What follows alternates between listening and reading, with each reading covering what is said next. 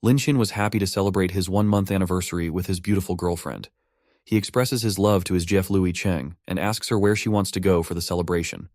The girl then proposed to break up with him. This was how Lin Xin's 1-month relationship was over. He tried to request her to not leave him, but all went to vain. Suddenly, a luxurious car approached at such a high speed that Lin Xin almost got crushed. The driver, a rich and young guy, stopped his car near Liu Cheng. He took his sunglasses off, apologized for being late, and wished her a happy birthday. Liu Cheng hugged him affectionately and asked why he was late. She also mentioned how she was bored by Lin Xin and was angry too. The rich dude proposed to take her to IFC, a fancy restaurant, and to buy her a present. The girl was hugging him tightly, and he was touching her hair by saying that picking up girls needs money, and asked Lin Xin to look at himself and think if he deserved that beautiful girl. The rich dude took that hot chick with him, while Lin was standing beside with some flowers. Some other boys were looking at him from behind and started gossiping. One boy asked the other if the boy in front of them was Lin Xin, the famous licking dog. He mentioned how Lin Xin had worked overtime at his part-time job to chase that beautiful girl and to buy her gifts. The other boy was laughing as a second-generation rich kid had stolen Lin Xin's girlfriend in front of his eyes. He said that all the efforts of Xin were not fruitful because the other guy was rich after all. Lin Xin heard all those conversations and went on his knees. He didn't understand why he was facing those hard times. If it was just because he was poor and a licking dog, could his heart be trampled like that? Lin Xin was angry and wondered why he was being a dog licker for all those years. He screamed that he would never love anyone again. When he screamed, something unusual happened. A flash of light appeared and announced that system binding is completed. A card was generated where Lin Xin's name was mentioned. He got trillion yuan coins as a counterattack with personal wealth of 138 yuans. The strength, dexterity, physique, and intelligence was of level 1. Lin Xin didn't understand what was meant by counterattack gold in trillions or systems. He had received a brown card with a golden boundary and symbol. Someone said that inside that card there were trillions of wealth. He was free to use the money as he wanted, and 1% of spent money would be converted to his personal wealth. Lin Xin was shocked and wondered if he could really spend trillions. The system informed him that he could only use the money on girl. For own expenses, he must use personal wealth. Lin Xin noticed that his personal wealth was only 138, but he knew that as long as he spent more on counterattack gold, his wealth would also increase further. He stood and was ready to begin the use of counterattack. Lin Xin went to the Yida commercial district and was trying to test that card on someone. There were so many people who were lining up for milk tea. Suddenly he noticed an attractive woman, Luo Yaxi. She was a roommate of Liu Cheng. His system also popped a notification that it detected a high-level woman and started a counterattack mission. The system showed that she was 22 years old, height 167 centimeters, and weight was 45 kilos. The system showed that when the host's favorability would exceed 90%, the 10% of the counterattack gold amount will return as the host's personal wealth. It also stated that when the target's favorability would reach 100% towards the host, the status would be changed, and the affiliation between the host and the target would also be changed. Lin Xin approached her and asked if she had a moment for him. She was busy with her phone and the current favorability was 20%. She asked what brought Lin Xin there and questioned if he wanted her help to chase Liu Cheng again. She advised Lin Xin to forget Cheng as she had already found a second-generation rich boyfriend. Lin Xin declined and stated that he had not gone to chase Cheng, but wanted to offer Luo Yaxi a cup of milk tea. He actually was trying that card on Yaxi. She was shocked and said that they didn't know each other well. Lin Xin then pointed towards an expensive dairy milk tea, which costs 199 yuan per cup. He asked if she was sure that she didn't want to drink the tea, which was quite popular. In the menu also, it was mentioned that the store only sells 200 cups per day. Luo Yaxi smiled sarcastically and asked if Lin Xin could afford it, as that cup of tea was worth a 10 days meal for him. There was a queue to buy that tea, and one boy who was standing there screamed that Xin should line up to buy it as they were also doing that. Lin Xin asked everyone not to be in a hurry and wait a moment and went to the counter. He asked the store manager and got to know that 180 cups of coffee was available. He wished to buy all those 180 cups of milk tea and asked everyone to take it as a gift from Luo Yaxi. The crowd was shocked and Luo Yaxi calculated that it would cost around 10,000. She asked if Lin Xin was sure and not joking. Xin asked the counter lady to swipe his card and the transaction of 39,800 successfully got completed. He asked her to hurry up and pack those for everyone. The people in the queue were shocked and started praising and cheering for Lin Xin. Money changed people's perspective in a second. What a world. The girls in the line wondered if Lin Xin fell in love with Luo Yaxi and her favorability increased by 1% each. Luo Yaxi was mesmerized and watched Xin affectionately. He asked her if she would go with him to spend money. It was a big mall, and an excellent bag with a price tag of $18,890 was displayed. Liu Cheng was there with that rich dude, with several shopping bags in her hand. He wanted to buy that expensive bag for her, but his mom had already warned him about spending a lot. He had spent enough that day and wanted to have dinner first, before talking about that. Liu Cheng was still holding that bag, but her new boyfriend said that in order to get past her mother-in-law, she would have to behave better. Liu Cheng calculated that the gifts she bought were nothing much compared to that bag, but in order to marry into a big family, she must behave well. On the other hand, Luo Yaxi asked Lin Xin about a bag. It was another limited edition bag, which cost 38W. She asked Xin if she could buy that bag. He was thinking about it when Liu Cheng noticed them. She called them from far away, and asked what they were doing there. She said that she knew how Xin was stalking her again, and asked if he was not convinced that he was dumped. She thought that Xin had begged Luo Yaxi to play an act in order to anger her. Chung said that they had already broken up, and asked why he was being disgusting. Lin Xin calmly asked who was stalking her, and stated that he was there to buy bags with Luo Yaxi. Chung was not convinced, and asked if he didn't have any better excuse. After all, he was poor in the morning. The system showed information about Liu Chung. Lin Xin told Chung that since they had broken up, he could go wherever he wanted, and asked her not to butt in on his personal life. He warned her not to put a finger on him, and asked if she thought that he was still the same. Liu Cheng was still not convinced that he had become a rich second generation in just mere hours, and her favorability towards him showed 25%. Her rich boyfriend then intervened and asked Xin not to brag much, but to purchase the bags if he had the ability. Lin Xin asked for a moment to think, but Liu Cheng kept screaming that Xin couldn't afford it. But our hero had other plans and said that buying one bag would not be enough. He asked the store lady, who was there to assist him, to pack all the bags and told that he would buy them all. The lady as well as Luo Yaxi, both were shocked. More than them, the one who couldn't keep calm was Liu Cheng. She couldn't believe what was happening and almost screamed. When Lin Xin asked to pack all the bags, everyone was shocked. The store manager ladies were bowing their heads in respect while their boss lady calculated the price. She told Xin that it would cost 11.32 million and handed over the calculator. Liu Cheng's rich boyfriend was still in shock and said that he would eat trash right then if Xin bought them all. Chung also asked Xin if he was out of his mind. Lin Xin didn't say a single word and just swiped his card successfully. The shop ladies thanked him for shopping that much and was so happy. Luo Yaxi was also amazed, and she didn't know that Xin had so much talent. She jumped towards him and wrapped around his neck and said that he was so kind. Xin told her that he was not like some other guy who only shows affection on the surface but doesn't spend money. It was clearly a verbal attack on Liu Cheng and her rich-looking boyfriend. The system showed that the favorability of Luo Yaxi was increasing by 20%, 3 times. The favorability of Liu Cheng also increased by 10%, 3 times in a row. The second-generation rich dude could not believe how Lin Xin got that kind of money and was looking at him with mouth open. Chung called him Wang Xiao and wanted to ask something. Xiao cut her words in the middle and said that only the newly rich show off everywhere and considered it as a shameless thing. Chung was almost hugging him while he said that real rich people like him keep it low profile. 2 women were passing by the store and the chubby one noticed someone at the store. She came towards Wang Xiao and was looking furious. She was anguished and called him by name. When Xiao looked back and noticed her, he started panicking in terror. He was trembling and asked why she was there. The heavyweight women slapped him tightly and called him a bastard. She asked what he was doing there.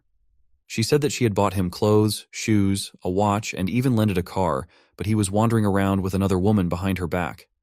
She asked if he was not even good as a dog. The slap was so hard that the fake rich fell on the floor badly. He was kneeling in front of that lady and started asking for forgiveness. He pointed towards Liu Cheng and said that it was her who had seduced him at first. The woman was still looking at him with anger, and Chung was speechless to notice all that.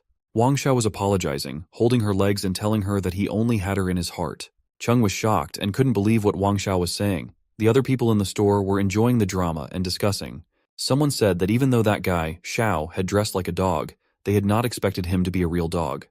Everyone was laughing at him and his fortune. The chubby lady told Xiao that she would only forgive him if he agreed to slap Chung in the face and warned to break up with him if he didn't do that. Xiao was still on her feet and looked back at Liu Cheng, and Chung was furious. Wang Xiao stood up, came towards her and slapped her so hard that she fell off the ground. She was hurt, but Xiao didn't care. He went towards her, grabbed the chain she was wearing, and called her a gold digger who seduced other people's boyfriend. He also told her that the necklace she was wearing was his. Lin Xin was watching that scene from afar, and Luo Yaxi was there too, resting her hand on his chest. Liu Cheng came towards him and pushed Yaxi back. She hugged Xin and wanted to say something, but Lin Xin pushed her back even harder. She again fell on the floor, but he faced the other way. After all the humiliation, Liu Qing ran out from the store, sobbing. When she left, the system showed that her favorability increased by 1%. Lin Xin wondered why it happened even though he was harsh on her. The heavyweight lady was still punishing Wang Xiao and he was begging on his knee. Luo Yaxi moved towards Lin Xin and touched him from behind. She said that she didn't know that Wang Xiao was that kind of a person and felt pitiful for Cheng.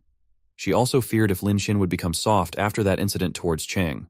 To her relief, Lin Xin calmly stated that a gold digger like Cheng didn't deserve any empathy and asked Yaxi to forget about it and urged her to get back to what they were doing previously. Yaxi thought that it looked like he really didn't care about Cheng anymore.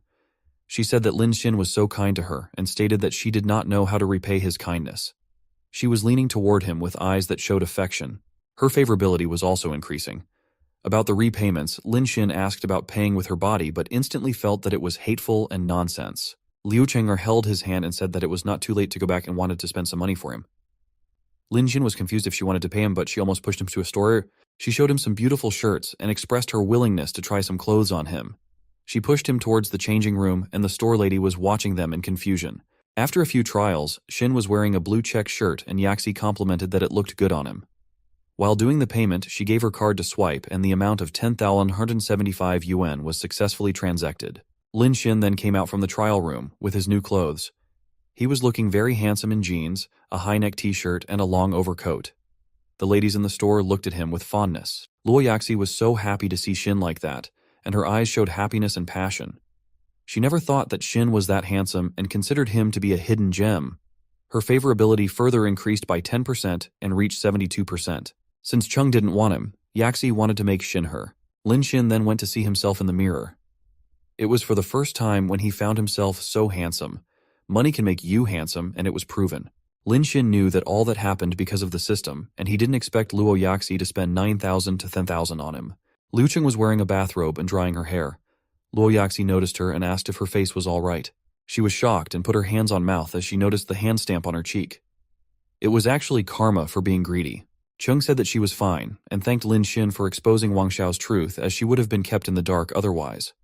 Luo Yaxi agreed and said that Cheng would not meet someone like Wang Xiao in future. Yaxi then showed Cheng the expensive bag Xin had bought and Cheng asked her to take it. The girls were happy and hugged each other. Yaxi said that she thought Cheng would mind it, but Cheng reassured that they were good sisters. Deep down, the two were not happy, but actually faking the bond and cursing each other. Cheng had a 1-month relationship with Lin Xin and couldn't tolerate an outsider like Yaxi to interfere. Yaxi considered her a characterless woman and thought that Xin had been with her since then. After the shopping, Lin Xin also returned to the boys' dormitory. He had been shopping with Liu Yaxi all day and was too exhausted. He wondered if he would do that every time when he spent kicking dog gold and decided to find another way. When he was about to go upstairs, he noticed 3 boys coming down. Xin greeted them, but they focused only on Xin's clothes. One guy, Wang Jin, screamed that the outfit probably had cost Xin a lot of money. The other 2 thought that Xin had bought fake brands to show off as a second-generation rich boy. They had seen many poor boys like Xin doing that to attack attention. Wang Jin wrapped his hands over Xin's shoulder and stated how he has heard some rumors about Lin Xin. He talked about the incident where Lin Xin chased and spent so much money on Liu Cheng, but she dumped him. Wang Jin again said that he should spend money on online anchors as they don't break their hearts.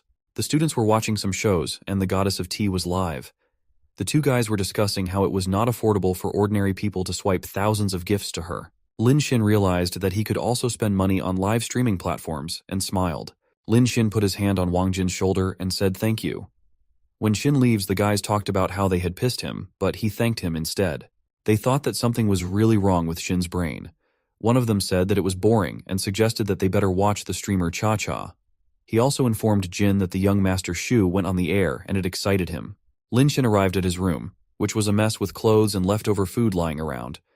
He laid on the bed and looked at the phone and installed the leopard tooth application. After the installation was completed, Lin Xin was signed up with a nickname called Poor as Money. It was his first time and he decided to see where the list of streamers was. There was only a list in which no one was online. Xin remembered that the guys had mentioned a name, Cha-Cha, and searched for her. A girl in purple lingerie with an attractive body showed up, winking at the audience. Some audience members who were watching the live show were commenting on flirty and notorious things.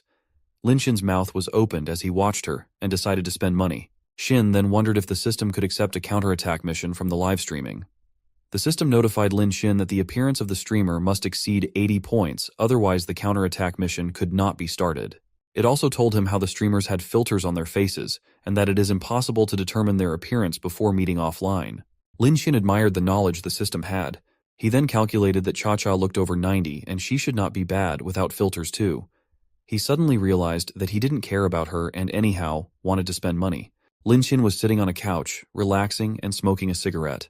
A notification popped out that someone with username Zhu Xiao had gifted her X5 golden leopards. Cha-Cha was amazed and thanked young Master Shu for the gift. Someone who was watching the livestream commented that it was expected from Shu, as he had sent a gift worth 10,000 yuan. Other people were writing about the beauty of Cha-Cha and their love towards her. Xu Xiao was on level 24 and he wrote about the competition coming up soon between Cao Cao and Shuang Shuang. He asked if everyone was ready and someone named Jin Wang with level 15 replied quickly. Lin Xin thought that it must be his senior Wang Jin. Lin Xin then wondered how to send a gift. Zhu Xiao writes that their opponents may have come up with some tactics and wanted to tell everyone something. Wang Jin texted the rest of the users to keep quiet while young Master Shu was talking. Lin Xin smiled and considered Wang Jin to be an obedient dog of Shu. Xu Xiao again wrote that he didn't care about the strategy and strength of the other opponent. He asked everyone to charge him as soon as the game starts with all the strength they have. Lin Xin with his username Whiteboard, too poor to have money, wrote a text asking Cao Cao about how much money he would need for the first list and should he first buy gifts or brands. Since Xu Xiao was not finished talking, it angered Jin Wang. He used curse words and asked who was replying while Xu Xiao was talking, despite being asked to keep quiet. Xu Xiao's ego was hurt and he demanded Cao Cao to kick out that user account. Cao Cao was sitting in front of her phone, with a ring light. She was looking at the screen of her phone and thinking about the PK which was about to start, where she could only rely on Xu Xiao. For her, Whiteboard was just a newcomer, that had obviously just signed up and didn't send her any gift. She was feeling nervous as her competition with Shuang Chuang was about to start and Xu Xiao's tone was serious. She decided to kick out Lin Xin and he received a notification on his phone. He realized that Cao Cao kicked him and decided to watch the live streaming of Shuang. The game had begun. Cao Cao told Shuang that she didn't have a chance to win and suggested that she should give up early. She promised to come up with an easier punishment for Shuang in that case. Shuang was also a beautiful girl, wearing white lingerie and cat ears. She crossed her arms and told Cao Cao that she also had so many followers and asked Cao Cao not to talk and to start the game immediately. The competition between Cao Cao and Shuang started. They did some seductive moves, and users started giving them gifts. The first stage was about to be completed soon, and Cao Cao had reached 586,000 so far, while Shuang reached only 21,000. Some supporters of Shuang asked her supporters to send gifts, but Cao Cao supporters, like Jin Wang, demanded that Shuang should accept defeat and dance. Shuang's supporters were ready to spend their salaries and even borrow money to give her points. Xu Xiao was irritated and asked if everyone had finished barking. He behaved like his time was worth millions and asked Shuang to dance without wasting time. She had no option and was ready to begin the dance. People were excited to see the dance and were commenting repeatedly. Suddenly, a notification came that a user with the nickname Too Poor to Have Money had sent Shuang a golden dragon. She couldn't believe her eyes and her jaw dropped. Xu Xiao also noticed that and screamed and wondered who had sent her a golden dragon, which was worth 15,000 Chinese coins. Shuang was happy and thanked Too Poor to Have Money for the gift by making a heart gesture for him. Cao Cao was also watching and wondered if that was the user she had kicked out. Lin Xin was looking at his phone with a smile and was wondering if he would need to swipe his card after finding the most expensive gift. He had expected that the system card could connect to the streaming service remotely to recharge. Lin Xin noticed that the money was already placed, and it was time to show off. He started sending golden dragons to Shuang, and other people were shocked to see that. Lin Xin first sent Shuang 5 golden dragons by mistake. He then sent 10 golden dragons, and after that sent 20 golden dragons.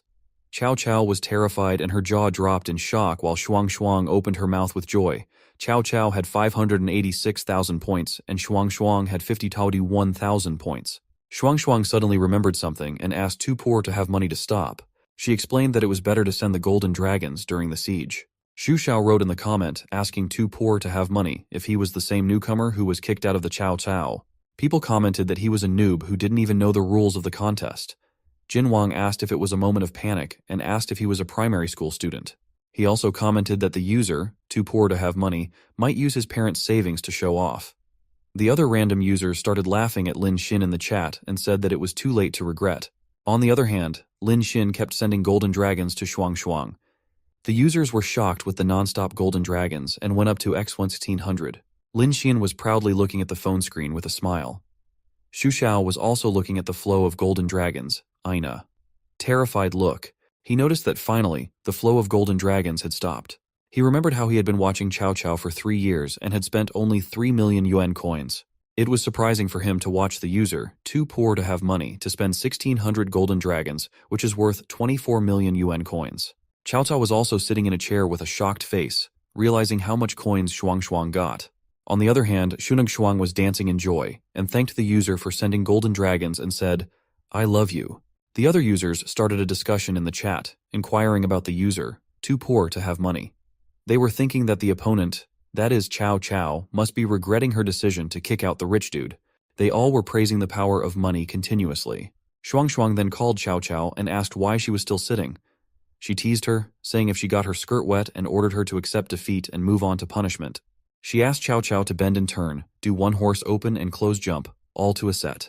Cao Cao was speechless, but started to do the moves as ordered. She also said that she was wrong, and she shouldn't have kicked him. The users were asking her to jump nicely and praising Mr. Too Poor, that is Lin Xian. While carrying out the punishment, Cao Cao thought about the incident and was angry at Xu Xiao. She thought of the 1600 golden dragons which could be of her, if Xu Xiao was not there. She was laying on a table as she was tired after those moves, but the users kept ordering to do more. Lin Xian reached level 27 of a king after the money spent. He offered Cao Cao 3 options. First was to kick Xu Xiao out of the room, second was that Xu Xiao would get out by himself, and third one was Xu Xiao to attack the city by himself, and he announced that there were just 20 seconds left. The other users were amused with Lin Sina and said that only 4 people had king class.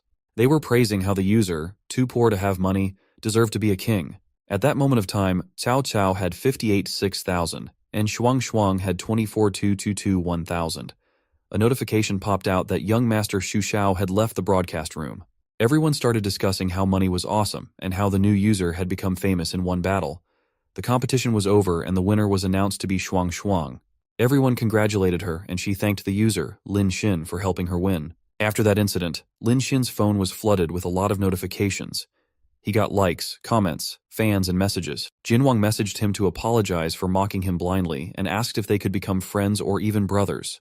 Shuang also thanked him and said that she had no idea about how to thank him. She asked if she could add him to VX and sent her number. Cao Cao also messaged how she wanted to kick Xu Xiao, but unexpectedly, he left on his own. She also asked if he could forgive her. Cao Cao also told Lin Xian that his profile said that he was from Yanjiang. She considered it as a coincidence and informed that she was just going there for a photo shoot 2 days later. She offered Lin Xian to meet and asked if she could treat him to dinner to make an amendment. Even though she lost the PK, Cao Cao thought that she was better than Shuang in terms of appearance. She calculated that the rich man might spend money on her if she meets him offline. Lin Xian also looked at the phone with a smile and was worried that there were few tasks and considered that the compensation that he was given was not enough. He wondered if this was the way to turn off and sleep on the pillow, but he messaged Cao Cao with a mere shuri. Cao Cao happily kissed the screen of the phone, and she messaged that she would meet him that day and was looking forward to that day. She had also sent kissing emojis at the end of the message. It was a bright morning, and Lin Xian woke up and stretched his body. He remembered that he had not slept so comfortably in a long time. His phone notified that he had received a new message. The time was 7:35 in the morning, and he took his phone to see the message. Other boys of his room were already up and called him to eat breakfast together. It was a common room, and Lin Xian was in the upper deck of a bed. He told his mates to go without him and informed them that a girl would bring him breakfast. The 3 guys were shocked and looked back at him with dropping jaws. They started discussing Lin Xian in a group. One guy said that he had not expected Xin to talk nonsense in the early morning. The other guy shared how Liu Cheng broke up with Lin Xian the day before. He also said that he thought Lin Xian's mood was good after seeing him the night before. Someone asked how Xin could be okay after getting dumped. One guy suggested that they should take Lin Xian to have some drinks. Let him get drunk and get relieved. Lin Xian was silently enjoying that discussion for afar. In the entrance to the girls' dormitory, there were 4 boys with packages in their hands. One of them asked if they were also there to deliver breakfast. One of them agreed and answered that he brought breakfast especially for the beautiful Liu Cheng. Another guy said that he would give his packet to Luo Yaxi. The last one considered it as a coincidence. One of the guys asked if the others had also seen Liu Cheng's story the night before. Everyone had heard that Cheng was cheated by Wang Xiao. The guys considered it as a golden chance to win her. She had posted a picture with a status which reads that, "Tomorrow is new life, bid farewell to the past, no longer have any nostalgia." Luo Yaxi, on the other hand, posted that it turned out that the person she had been looking for was always behind her. One guy thought that Luo Yaxi was referring to him and told everyone that she might have noticed him because he was always there. It was Wang Jin, and he was there with a box in his hand.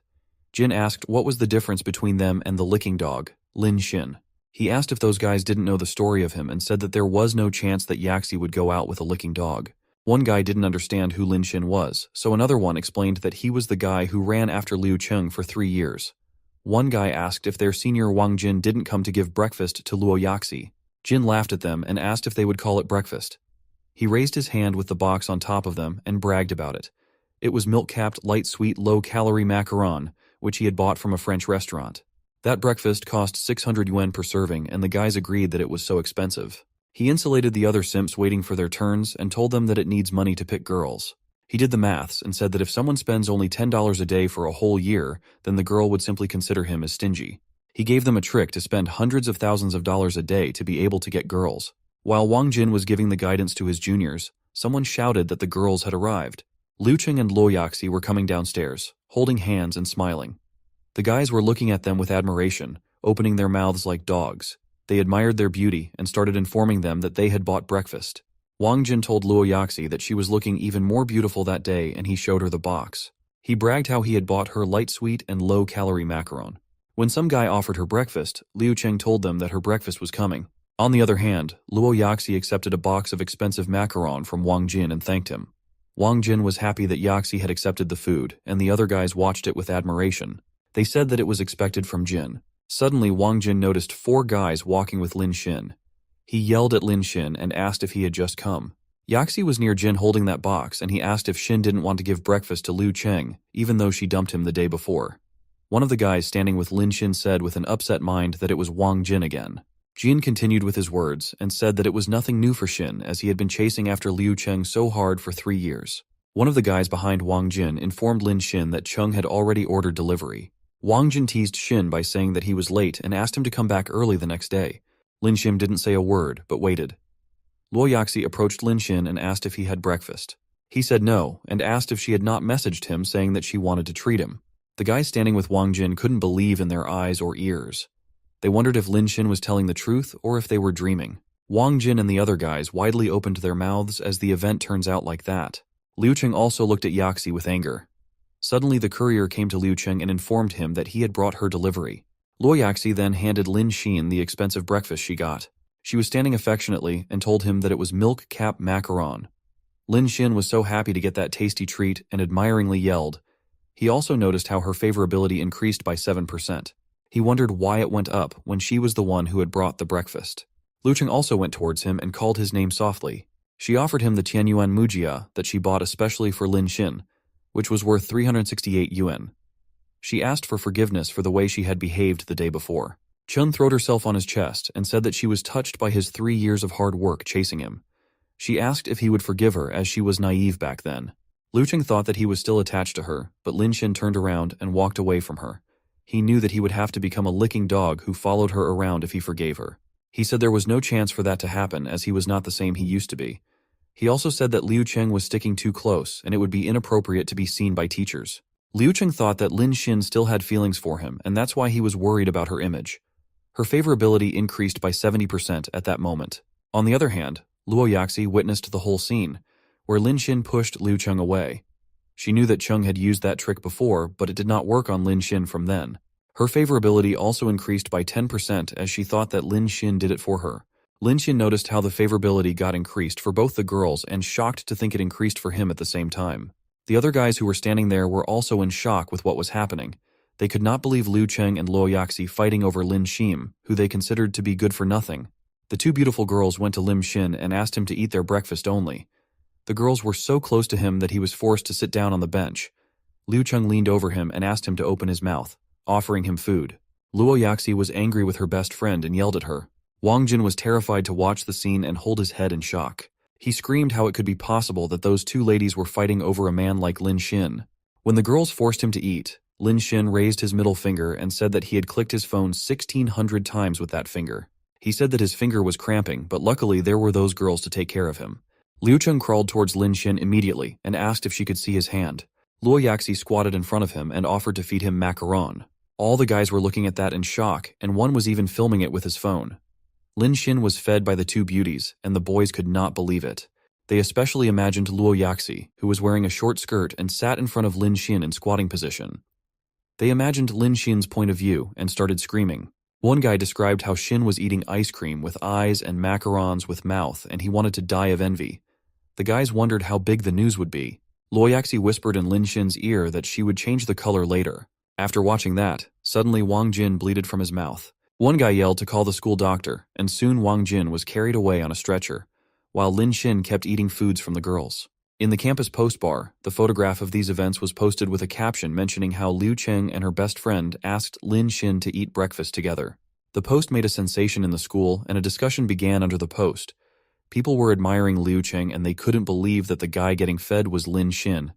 They wondered if Lin Xin was a second-generation rich. One guy commented that he was also in that scene and confirmed how Lin Xin told about pressing his phone 1,600 times.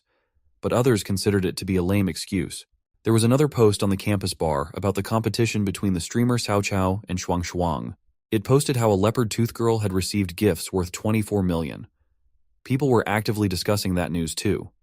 One guy wondered if Lin Xin was the one who was given that heavenly amount. Some guys pointed out that Lin Xin could be doing that on purpose. One of Lin Xin's friends yelled at him, pointed to his phone, and told Lin Xin that he was on the news. He also informed me that the journalism department wanted to interview him. Lin Xin spits out the pasta, yelling that there was no way for that to happen, and runs away. Liu Cheng and Luo Yaxi tried to stop him but couldn't. After he left, Luo Yaxi yelled at Cheng. She said that Lin Xin was originally from a low-key rich generation who didn't like to show off. She blamed Cheng for making it a big news and made him unhappy. Liu Cheng said that it was actually Yaxi's fault because she made Wang vomit blood. Lin Xin was hiding behind a wall and was looking at the guys. He hoped that those reporters had not followed him. On the other hand, Cao Kai sent a photo of her licking ice cream. She informed him that she would reach Yanjiang's airport at 7:30 that night. She asked if Lin Xin would come to pick him up. He was happy to read that message with a thought about a tool to spend money, plus he was looking forward to meeting the girl, Cao Cao. In the airport terminal, passengers were walking and rolling their suitcases. Lin Xin was looking at his phone, thinking about Cao Cao. She had told him that she had already reached the airport, but he had not seen her. He wondered if she was someone very unrecognizable, without a filter. Suddenly, he heard a guy talking to the girl, referring to her as Cao Cao. He asked where she was going and offered to accompany her in his own Benta car. The girl rejected the offers, but that guy was forcing her to go with him. Lin Xin looked back and found that it was really the Cao Cao he was searching for. He stood between her and the guy and stretched out his hand to create a barrier. Lin Xin said that since the girl was not ready to go, he should leave her. The guy was not happy with that intervention and asked Lin Xin to mind his own business and said that he was her fan.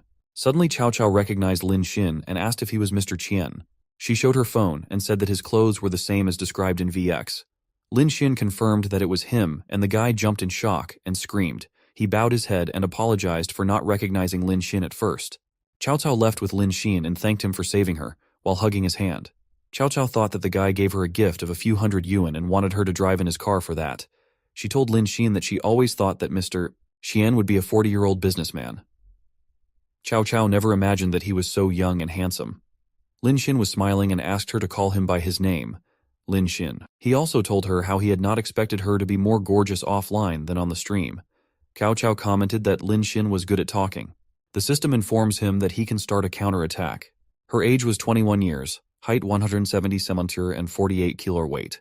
Current favorability was 30%. Suddenly a guy, wearing a formal suit, raised his hand and called Cao Cao.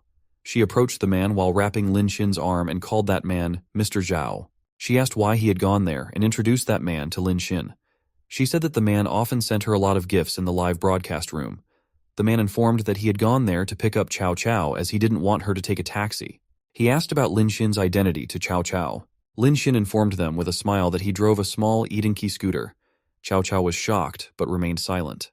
The man then offered to give him a ride, and Lin Xin thanked him and asked about the arrangement for his Edenki. His motorcycle was tied on the top of the luxurious car. Cao Cao and Lin Xin sat in the back seat, and the man was behind the wheels, driving that car. He thought that Lin Xin looked to be in his early 20s and wore clothes that probably cost only tens of dollars. He wondered if Lin Xin was actually the rich man who had sent over 2 million in live broadcast. He said that he had not imagined Mitch to be low-key and asked if that was simplicity. The man said that Cao Cao probably wouldn't mind riding a scooter, but she had so much luggage with her, so it was more convenient to ride in his car. He asked Mr. Qian if he was right, and Lin Xin confirmed. Chow Chow kept looking at Lin Xin and wondered if he was really rich. After a few moments, the car had stopped in front of a mansion. Chow Chow gracefully entered the room and waved her hands to greet the people.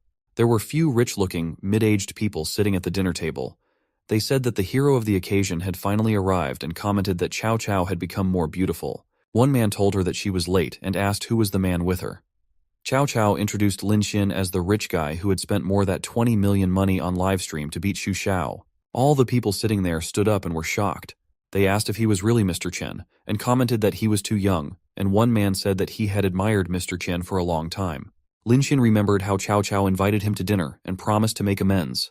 He realized that it was a way to gather the big shots who sent Chow Chow gifts at Leopard's Teeth. It was Chow Chow's Big Daddy dinner, and Lin Xin realized that she had a lot of wealthy hearts. Everyone was sitting at the table and a waitress was serving them some delicacy. One man then brings up the topic of Lin Xin and asks Mr. Zhao if Mr. Qian had come by in a donkey to pick Chow Chow. After hearing that, a man laughed. They thought that it was just a joke because it's not possible for someone who sent 20 million in gifts to not have money for a car. One of the men calculated that if 20 million is just Qianzong's pocket money, his total asset might be not less than 1 billion. One man said that he knew a lot of people in Jiang City and inquired if Lin Xin's surname was Lin. With an evil smile, he told me that there was not any rich family in that city who had that surname. Mr. Zhao yelled at Lin Xin for faking to be rich and for making him carry his scooter. Another man screamed and asked the President Chen if he was telling the truth. They asked Chow Chow not to get fooled by Lin Xin. One man asked if she had seen Mr. Qian's picture before. Chow Chow was eating silently and looked at Lin Xin. Her favorability towards him was reduced by 10%. She remembered how she had looked at Lin Xin's phone on the way and considered that Lin Xin was definitely the user named too poor to have money. Chow Chow wondered if Lin Xin was still taking revenge on her. She had heard that some rich people were really all vengeful and perverts. But she decided to ignore those thoughts as her main concern was just his money. Only thing she was worried about was that he might not have money to spend on her. She was almost leaning over Lin Xin and thanked President Che for worrying about her. She then mentioned the Lin family, which was one of the 3 richest families in Shanghai. She asked if Lin Xin came from that Lin family. Lin Xin knew that even though Cao Cao was showing like helping him, at the same time she wanted to know who he really was. Lin Xin told that he didn't belong to that Lin family but bragged to have more words than that. He was drinking something and smiling while telling that. One of the men pointed his finger at him and laughed. The man said that Lin Xin was pretending to be rich and asked if he won the 20 millions on some lottery.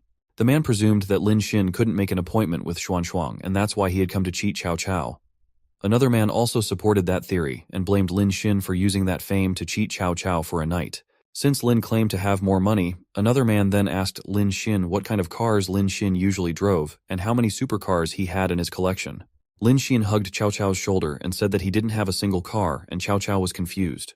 Lin Xin then asked Cao Cao about what kind of car she liked and promised to buy it for her right then. One man then stood up and slammed his hands on the table. He screamed and asked where Lin Xin was putting his hands. Another man mocked Lin Xin's words and asked if he thought car shopping to be the same as shopping from a street market. Everyone thought that Lin Xin was just showing off and had no money. Cao Cao ignored those and slided her head toward Lin Xin's shoulder. She said that she would like a Ferrari F-A60 and promised that if he gives her such a car, then she would also give him something of the same value. The system showed that despite her words, her favorability towards him decreased by 15%. Lin Xin understood that Cao Cao was joyful on the outside but disappointed inside. He realized how good Cao Cao's acting skill was. He then stood up and left to buy that car. Cao Cao waved her hands to him with a smile. Half an hour later, Cao Cao and all the men were standing outside the room. Someone said that Lin had made a fool of himself and thought that Lin was a clown. He suggested Cao Cao to sing in karaoke. She thought that Lin Xin was really a liar, but previously she had some hope. She agreed to sing karaoke for that man. Suddenly a beam of bright light rushed towards them and everyone was uncomfortable. The men could not understand what was going on. It was Lin Xin, standing with too many Ferrari F-A60 of different colors parked. Cao Cao and those men were in shock with mouths open. Lin Xin apologized to the gentlemen for blocking their cars with several thousand cars. He told everyone how Mr. Niu was so enthusiastic when he expressed willingness to buy a sports car and insisted on driving all of them over here to choose. Mr. Miu told humbly that their car service was meant for thoughtful sales and announced that Lin Xin's assets were verified by the Dragon Bank Black Diamond card. One of the men opens his mouth in shock, yelling that a Black Diamond card only verifies a person when he has at least 1 billion in assets. He asked if it was fake, and if those cars were rented to pretend. But another man told everyone that he knew Mr. Niu, and there was only one reason for Niu to be humble towards Lin Xin, which was that Lin Xin was really a rich man. After that, Lin Xin approached Cao Cao and told her that she was just in time. He informs her how a Ferrari FA60 was worth only 15 million and it was too cheap. Cao Cao couldn't believe that Lin Xin said 15 million cheap. Lin Xin explained that Mr. Niu said that those who like FA60 would also like Ferrari LF. He had decided to give Cao Cao a Ferrari LF, which costs around 32 millions. Lin Xin gave Mr. Niu the card, and Niu humbly took that. Cao Cao was shocked and couldn't believe that Lin Xin had actually bought her a car worth 32 millions. The men were also terrified to calculate that Lin Xin had spent more than 50 millions in less than 2 days. They assumed that it was just his pocket money and wondered how much financial resources he had. They were afraid as they had made fun of Lin Xin a few moments back. A man asked President Che not to pretend to be aggressive and mess with the rhythm with little experience. They said that they were killed by the president's idiotic deed. Mr. Niu had handed over the key of that expensive car to Lin Xin. Since it was a gift for his girlfriend, Mr. Niu inquired if Lin Xin would be interested in buying a car for himself. He rejected it as it was the most expensive car in their dealership, and he expressed willingness to buy a more expensive one for himself. Mr. Niu said sorry for disappointing him and left. Cao Cao was so happy, and she thanked Lin Xin for giving her the dream car. Her eyes were teary and she mentioned that she had not expected it. Lin Xin said that it was okay, as for him, it was just a little money.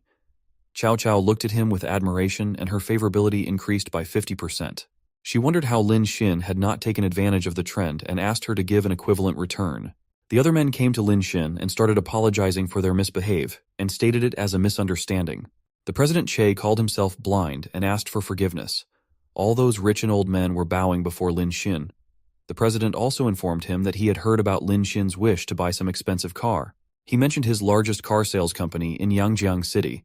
He humbly requested Lin Xin to take a look and offered the biggest discount to show sincere apology. Cao Cao, on the other hand, hugged Lin Xin's arm and requested him to accompany her for the test drive. Lin Xin questioned why she doesn't go by herself. Cao Cao said that she had figured out a way to repay him. She whispered that since his gift was too big, she would not be able to give it at once and asked if she could do it with installments.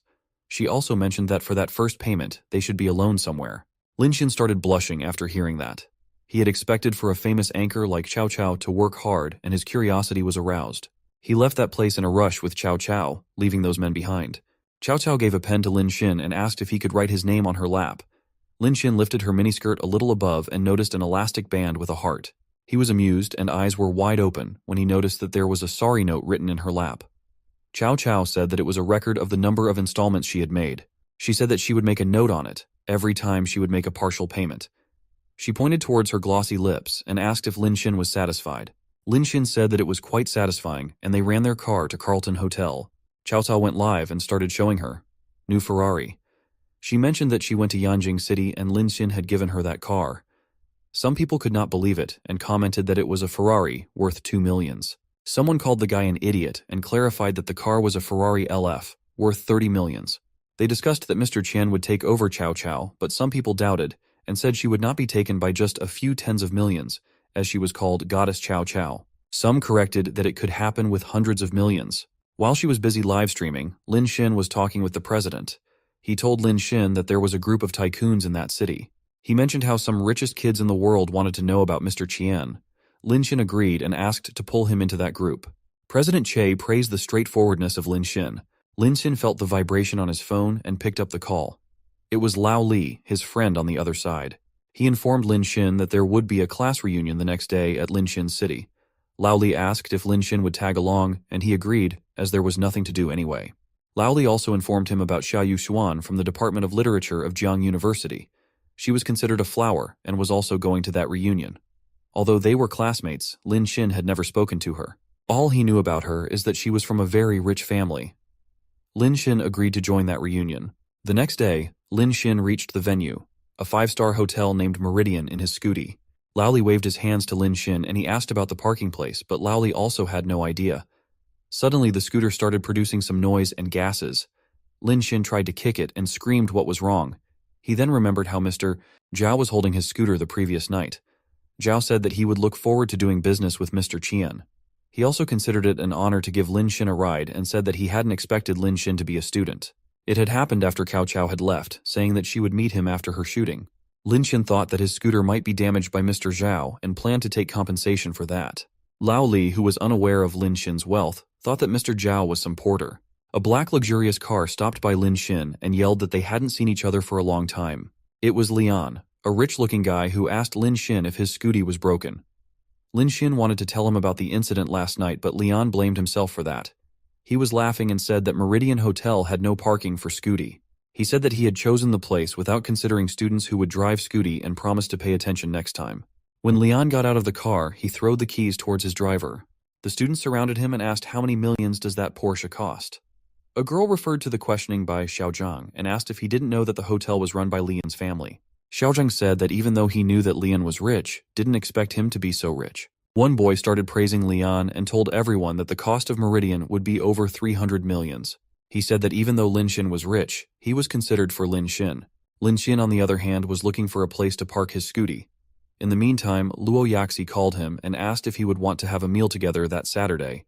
Lin Xin informed her that he was at a high school reunion and suggested meeting her the next day. He actually had only 2,000 money on him. Luo Yaxi said that the next day would be good as she would be out of commission in a couple of days. Lin Xin wondered if some relatives would visit her but just asked her to take care of her body and drink lots of hot water. Luo Yaxi was amazed by his care and her favorability increased 2% and reached 91%. Lin Xin had completed the first task of counterattack and 10% of counterattack golds he had spent on her was returned into his personal wealth account. Lin Xin was amazed by the magic of those words, but he considered that the 1.13 million was too little. He decided to spend more money to gain personal wealth. He opened the personal attribution panel in his system. It shows his name, age 22, and strength, agility, physique, and intelligence of level 1. He was rewarded with +1 level in all attributions and had an opportunity to draw 1 skill. After that, he reached level 2 and felt very good warmth through his body. He then moved to choose the single draw miracle where he was given 3 options. The system informed him that he would have to select 1 skill from 3 randomly generated skills before the countdown ends. The clock started counting down, and there was 7 hours, 59 minutes, and 59 seconds left. The first skill, a level appreciation of cultural relics. Second skill was C level 5 whips of lightning, and the last one was D level singing and dancing rap.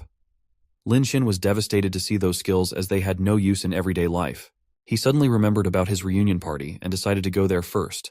Since he had felt difficulties in parking the scooty, he thought to buy a car for him, but he couldn't use the money for himself. When Lin Xin entered the room, everyone was sitting around a round table.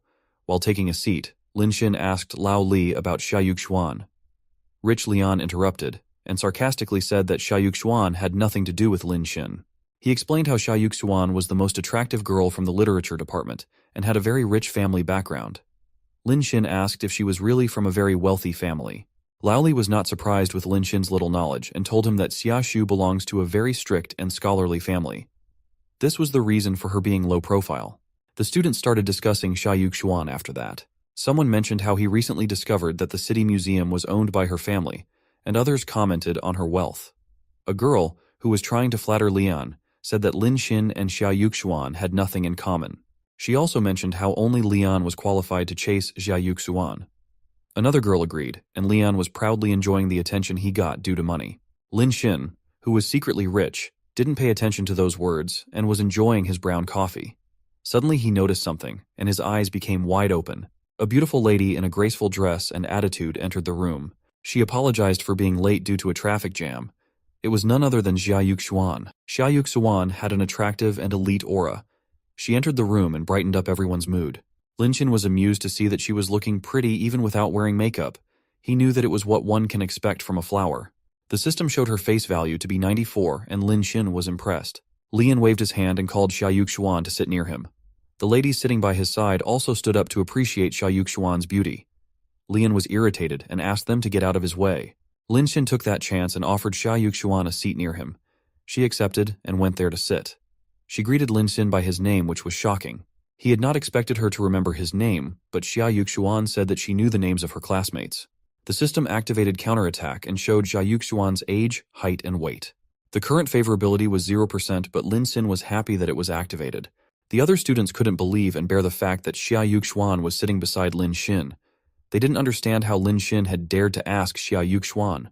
The one who was more pissed off was Lian, the rich attention seeker. His eyebrows furrowed, eyes turned red, and teeth were gnashed. He called Lin Xin and with an evil smile asked about Lin Xin's girlfriend from college, which he was chasing for 3 years. He asked why Lin Xin had not brought her to that party. Lin Xin stated that they had broken up the day before, but people didn't believe it. Lian claimed that Lin Xin was lying as he was after Xia Yuxuan. Lian said that those lies could only deceive children. One girl also started blaming Lin Xin and said how she used to think Lin Xin to be an honest man. She called him a scumbag, but Lin Xin clarified that he was telling the truth. Though Xia Yuxuan said nothing, her expression showed disappointment, and the favorability also decreased by 1%. Lin Xin turned blue after noticing that but Lian was cruelly happy. Lian then brought up the fact that Xia Yuxuan had a keen interest in art and cultural relics. He boasted that he had bought a Maria by Fitch from a collector in Shanghai. Xian Yuxuan looked back at the picture hanging on the wall and Lian asked if she liked it. The lady stood up and went near it to take a look. In the meantime, Lian went to Lin Xin and put a hand on his shoulder like a spoiled brat. He warned that he would make sure that Lin Xin could not find a job in their city if Lin Xin tried to impress Xia Yuxuan again. Lian then moved towards Yuxuan and started telling how much he loved that painting. He also stated that there would be an auction in the city for another of Fitch's paintings, named Blessing of the Angels. Yuxuan said that she had not realized that Lian had interest in Renaissance artists and asked if she could get a closer look. Lian agreed and said he would show her. Lian was happy that his tactics worked out well. He had researched Yuxuan's interests and hobbies even though he found them boring. Suddenly, Lin Xin stood up and asked if he could also watch it together as he also had interest in Big Fitch's paintings. Lin Xin had selected the skill of relic appreciation before moving towards it. Lian agreed and thought that Lin Xin would make a fool of himself. He handed that painting to Lin Xin and Yuxuan kept thinking about it. Lian asked Lin Xin to weigh it and let them know his opinion about that. Since the skill of cultural relics appreciation was activated, Lin Xin understood his assignment and called that painting fake. He explained that in the late works of Big Fitch, a technique called thin paint cover was used. The glaze used to be made with small pigments and a large amount of castor oil. He also mentioned that each brush stroke had a translucent effect. But in the painting Lian had bought, the colors were not transparent due to high pigments. Lin Xin also described how Big Fitch used to fade corners of the eyes and mouths of his characters to achieve a delicate softness without boundaries. Xia Yuxuan was amused to hear those facts from Lin Xin, and he said that the taper was a little hard to use. Lin Xin finally told Lian that the painting he had bought was a fake picture. Lian was shocked and irritated with Lin Xin's words. He called Lin Xin a layman, didn't believe in his words, and claimed that Lin Xin had learned half-baked water appreciation technique from the internet. One girl who was simping Lian also asked Lin Xin not to pretend to be a professional. Lao Li also asked Lin Xin not to talk about it anymore. To their surprise, Xia Yuxuan stood up for Lin Xin, said that he was right and stated that she also had studied appreciation of Big Fetch. She claimed that the painting was just a high-quality imitation. Everyone was shocked and couldn't believe it. They almost jumped in terror with mouths wide open. Xian Yuxuan looked at Lin Xin with admiration and asked how he acquired such professional knowledge. Lin Xin told her how as a child, he was upset about foreigners robbing their culture. He also shared about his goal to buy and return all the artifacts to the country. Even though we know that he had acquired that skill, just a minute ago, Lian burst out laughing when he heard about Lin Xin's dream and asked if he could really do that. Lian told him that there was nothing one could not buy with a certain amount of money. Lian and his minions started laughing at Lin Xin and asked if he was a schoolboy. Despite their insults, Xia Yuxuan said that she also had that unrealistic dream as a child. The system showed that her favorability towards Xin increased by 5%. The students didn't stop laughing and acting weird, though. With a calm voice, Lin Xin said that dreams were too far-fetched a term, but they were just goals that he would accomplish. Everyone was shocked to hear that confident statement. Lian noticed that Yuxian had sat back down next to Lin Xin again. It made him even more angry and desperate. He went behind Lin Xin and stood by with a weird look. He couldn't believe how Lin Xin had dared to pretend to be aggressive in front of him and tried to steal Xia Yuxuan from him.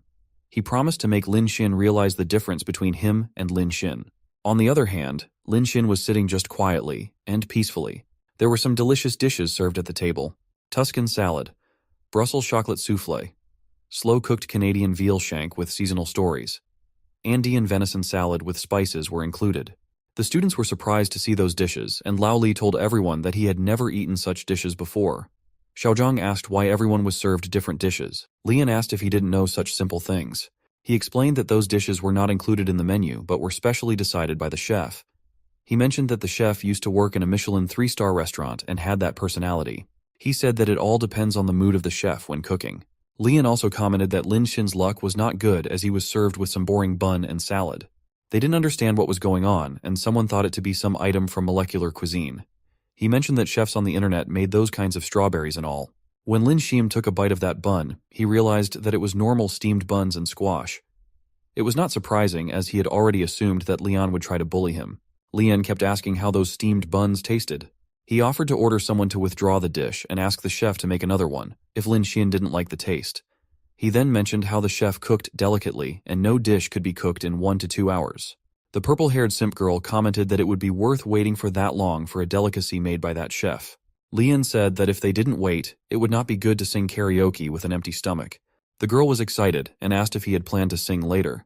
While Lian was busy with that conversation, he suddenly noticed that Lin Xin and Xia Yuxuan were busy talking. It made him jealous and shocked at the same time. Lin Xin was telling Yuxuan that the patterns on both sides of the nose of the gold mask were beautiful and had the function of eliminating the wrinkles of the mask. He appreciated the wisdom of the ancient times. Xin Yuxuan was impressed with his ability, and her favorability increased by 2%. She said that the professional knowledge Lin Xin had was the same as her teacher. She promised to invite him next time to appreciate it, together with her master. Lian felt like a joker to watch that ongoing chemistry.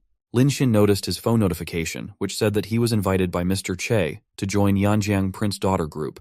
He remembered how Mr. Cho told him about that rich second-generation group the previous night. He joined and started reading those messages on that group. The users were very pleased to see that Mr. Che had brought Mr. Qian in that group. Someone doubted him, but the others mentioned how Mr. Qian had gifted Cao Cao a 30 million worth car the previous night. Lin Xin was reading those texts and wondered if it would be better for a newcomer to send greeting gifts. Since counterattack gold could not be used on men, he found a girl who looked okay. In the group, a notification came that the user, too poor to have money left to transfer 18.88 million to a user named Smiling Yanbao. Lin Xin then texted that in that application he couldn't send big red envelopes. He said that he had sent money casually to one person, and it was to invite everyone to drink tea. Smiling Yanbo thanked Mr. Qian, and everyone was shocked. A user named Shichiro Inoue said that the money Mr. Qian had given them to drink tea was worth half his pocket money. The user who earlier had suspected Mr. Qian also apologized for his behavior. While everyone was busy thanking Mr. Qian, a profile named High Profile Prince called him arrogant. He then asked if Mr. Qian wanted to go to Meladin. Mr. Qian said that he was already there, and some other users were also ready to go there. The high-profile prince was actually Lian. He had messaged Mr. Qian and introduced himself as the young master of Meridian, Feng Billion. He said that he would cover all the money spent on that day in Melaton. Lin Xin messaged asking what Lian's point was, and deep down he considered it as a coincidence. Lian said that money was always welcomed and expressed his willingness to be hospitable. Lian was happy that he had made connections with more rich people and was ready to finish Lin Xin. He had no idea who he was referring to in real life. He had planned to complain about Lin Xin to those rich men. Lian started dreaming about how people would inquire about his bad mood. He was ready to blame Lin Xin for it and imagined the scene. He thought that everyone would beat Lin Xin and would agree to never hire him in their companies. He was planning to make friends with Mr. Qian, embarrasses Lin Xin, and shows off his connection in front of Yuxuan. Lian came back to reality and asked if everyone was done eating. He said that he would take everyone to the karaoke room on the top floor. He also announced how he had made an appointment with some rich people in Yangjiang City, so that they would be able to get to know the rich people. The students who were always ready to lick Lian praised that deed too. It was a well-decorated golden hall where Lian greeted some rich men. A man referred to Lian as Feng Xiao and commented on how young he was. Lian also asked the man about his business. Lian's classmates were watching that from behind and wondered with the power he had.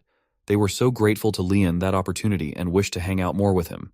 After all, it was money and power, which made people dogs. Lian then introduced Yuxuan to that man as the daughter of the Xia family. He also told Yuxuan that the man was Mr. Shu, the #1 real estate owner in that city. Mr. Shu said that he knew Xia Qimao, father of Miss Yuxuan. Yuxuan was holding a glass of wine and softly greeted Mr. Shu. The man also praised her beauty, but is not that creepy for an old man? A waiter called Lian in between and informed that one of Lian's classmates wanted to order a bottle of Jiawei Old Rosso sherry. The waiter pointed towards Lin Sim and asked Lian if he should give that or not. Lian was shocked and wondered about that news. The other students also heard that and called Lin Xin crazy because the wine was costlier, like tens of thousands yuans. They said that Lian was kind enough to bring them there, but didn't understand how Lin Xi dared to order such an expensive wine. Lao Li, being a good friend of Lian, tried to cover up and commented that probably Lin Xin didn't know about the price. To their surprise, Lin Xin stood up and said that it was what sherry was. He mentioned that it was all right because someone had actually invited him. When Lian heard that Lin Xin knew sherry, he decided to open that bottle. He definitely had an evil plan in his spoiled brain. He took the chance to humiliate Lin Xin and opened the wine. The students were discussing if Lin Xin also knew some wealthy people and wondered about the price of that wine bottle. After opening that bottle, Lian informed Lin Xin that the price was 250,000 per bottle. Since it was already open, he said that it was too late to regret it. He went very close to Lin Xin's face, was making weird faces like he won some kindergarten competition. Lian warned that if the local rich friend of Lin Xin could not pay the money, Lin Xin would have to pay back the price. He asked Lin Xin to go to dig coal and offered to arrange a job via his uncle. Lin Xin calmly said that he didn't understand wine and thought how he considered wine to be as expensive as their long names. Lian said that Lin Xin looked handsome when he pretended and asked him not to be embarrassed to pay later. Lian then moved towards the crowd of rich men and inquired about the whereabouts of Mr. Qian. Someone informed everyone that Mr. Qian was also in the Golden Hall. Suddenly a man was seen in the door, and everyone considered it to be Mr. Qian. To their disappointment, it was President Mr. Che. He apologized for being late. Everyone wondered why only Mr. Qian had not arrived there. Lian and others ran to find Mr. Qian without knowing what he looked like. Mr. Che noticed Lin Xin and ran to greet him. Since he had made, Mr. Qian waited, promising to punish himself with 3 cups. Everyone turned their heads to Lin Xin and wondered if he was really Mr. Qian. They were shocked and started screaming. Only Jia Yuxuan was clueless, as she didn't read gossip news. Lian was terrified to learn that and almost screamed. Lin Xin said that he was really Mr. Qian. The other second-generation rich kids started praising Lin Xin for his good look and young age. One person even asked if Mr. Qian had a girlfriend and wanted to introduce Mr. Qian to his sister. Lin Xin's classmates were more than shocked, and their jaws dropped. The pink-haired girl asked if Lin Xin was so rich. The other guy commented on how the other rich people were behaving like licking dogs in front of Lin Xin. Lao Li said that it was completely different from how those people were behaving with Lian. Lian was still in disbelief and aggressively told everyone that Lin Xin was cheating those men with unknown methods. He claimed to know Lin Xin's parents and said that they were just super poor. He didn't believe Lin Xin to be Mr. Qian. President Che was done with Lian's attitude and started scolding him. He insulted Lian and asked to shut up. Mr. Che also called Lian to be the trashiest person with the lowest education and ability. Mr. Cho mentioned how Lian just spent a lot of money given by his parents every month and called it a failed investment. He said that the stocks were losing money and considered it a shame to their group. He asked how Lian had dared to offend and scold Mr. Qian without any ability. President Che was very angry that he kept bad-mouthing Lian continuously. Lin Xin was enjoying the show with a wine glass in his hand. Che asked everyone to kick Lian out of that prince and daughters group. Lian was panicking and shaking his legs in fear. He asked Mr. Che not to do so. Lin Xin proudly raised his glass and said that it was okay, as Lian had promised to bear his expenses for that day. Lin Xin then asked the bartender to distribute the most expensive wine to all the audience. He also asked everyone to drink until they were satisfied. Everyone was so happy to hear that. He started praising and thanking Mr. Qian and money for that. Lian was laying on the ground, realizing the cost and his future. After the party was over, everyone was ready to leave. They thanked Lin Xin for inviting them and wished to meet again. A man was waiting for Jia Yuxuan with a long, luxurious car. She said goodbye to everyone and was the first one to leave. It was an extended Rolls-Royce, and the classmates expressed how jealous they were. Lao Li commented how Yuxuan was always humble despite being so rich. He said that he would show off his wealth everywhere in that situation. Lin Xin was also thinking about the same and considered that she deserved to be called a piece of gold. She was exposed to high-class society from a very young age. She had not shown any surprise after learning about Lin Xin's status, and even her favorability had not increased a bit. Lin Xin considered her as a hard person to get and wanted to spend money on her. After she left, Mr. Qi approached Lin Xin and showed him some photos. Since Lin Xin was not interested in cars of 30-40 millions, Che mentioned about an 80 million car. There were only 10 of that car in all over the world, and it was not even available in their country. Mr. Che was not sure if Lin Xin would like that, but after looking at those, Lin Xin's eyes brightened up. He complimented that it looked good, and Mr. Che excitedly ran to arrange it in a few days. Lin Xin's classmates were envious and considered Mr. Che to be very fast in dealing. Lin Xin checked his personal wealth, and it was 11,38370. He planned to spend more counterattack money to increase his personal wealth. When he was returning back at night, he noticed a girl crying in the street. It was Liu Cheng, and he went near. She was happy to see Lin Xin there and asked if he had come back. She started telling that her father had a heart attack and was admitted to the hospital. She mentioned that she would need 8,000 yuan for surgery, but her family couldn't afford that at once. She went very close to Lin Xin and asked if he could lend her the money. Lin Xin disagreed to believe her as she had used that father in the hospital excuse 5 times in the last 3 years. He said that she would buy branded items with that money and was not ready to give her even a penny.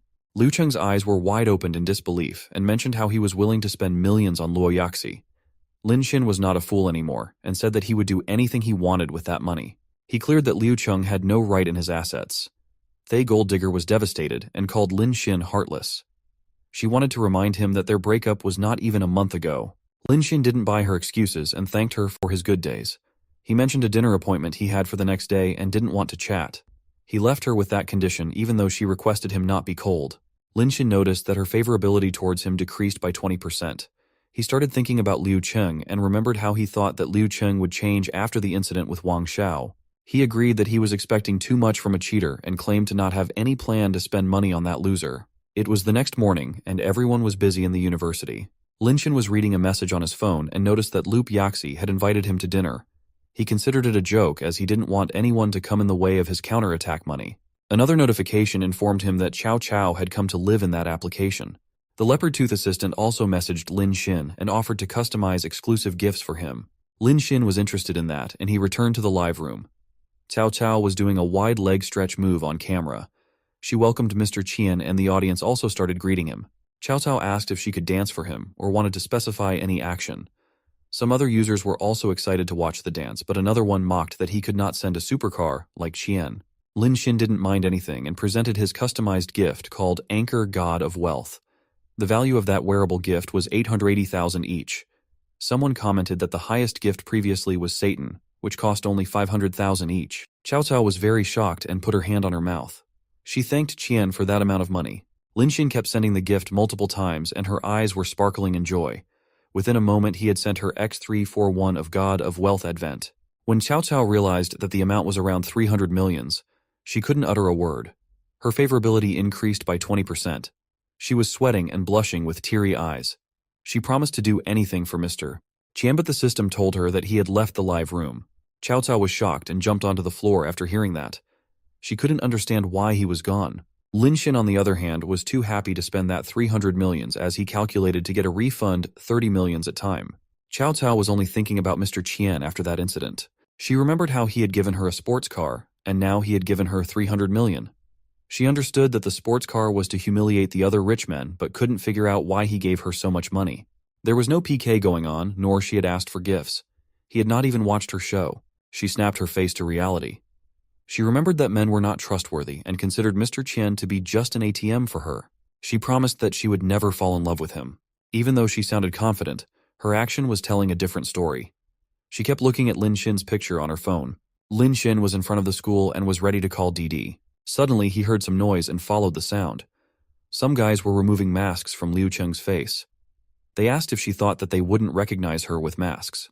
They were holding so that she couldn't escape and even touching her inappropriately. She noticed Lin Xin, but he didn't pay any attention to the situation. Liu Cheng realized that he would not come to help her.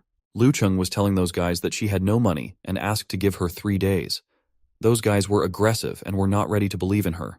She promised to borrow the money, but they asked about her boyfriend. It seemed like she told them that he would lend her money. They asked if he rejected, but she mentioned that she had actually broken his heart. The guys thought that she was lying and called her boyfriend a scumbag. The guys asked if she wanted to call him to come over, but she said no. They asked to cut the crap and started capturing her with force. She asked what their plan was in fear. The main guy told that he was going to sell her body to get his money back. She tried to resist, but they blocked her mouth with their hands. Even though she was literally doing that already, she resisted to do it by force. She asked one man to help her, but that coward also ran away. The goons asked if she still wanted to call someone for help. They mentioned how they had been kidnapping people like that, and no one had ever dared to stand out. Liu Cheng had nothing to do and was sobbing quietly. She realized that she couldn't blame Lin Xin, and it was actually her fault. If she had not gold digging, she would not have ended up in that situation. She was sorry for hurting Lin Xin, but it was too late. The guys started the car, where they hand-packed Liu Cheng. Suddenly the guy in the driver's seat was attacked with a heavy punch. The guy asked who dared to touch him, and it was Lin Xin in person. Liu Cheng was so happy that tears came out of her eyes and favorability increased by 40%. The guys on the other hand were so angry and screamed to kill Lin Xin, but he started attacking them with money. He asked to take their 800,000 and leave immediately. The guys started picking up the money and asked if he was Liu Cheng's boyfriend. Lin Xin didn't like that question, said no, and called it nonsense. While the guys drove away, they pushed Liu Cheng out of their car. She fell on the ground and screamed in pain. Those guys also called Lin Xin cruel and warned to take revenge for the attack. Lin Xin had nothing to comment and stood by Liu Cheng.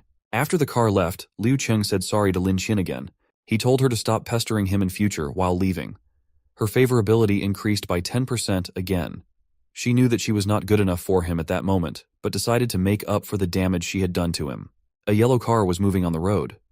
Lin Xin was in the back seat, watching some live streaming. The guy who was driving the car asked if Lin Xin also liked watching live broadcasts and wanted to know his preferred platform.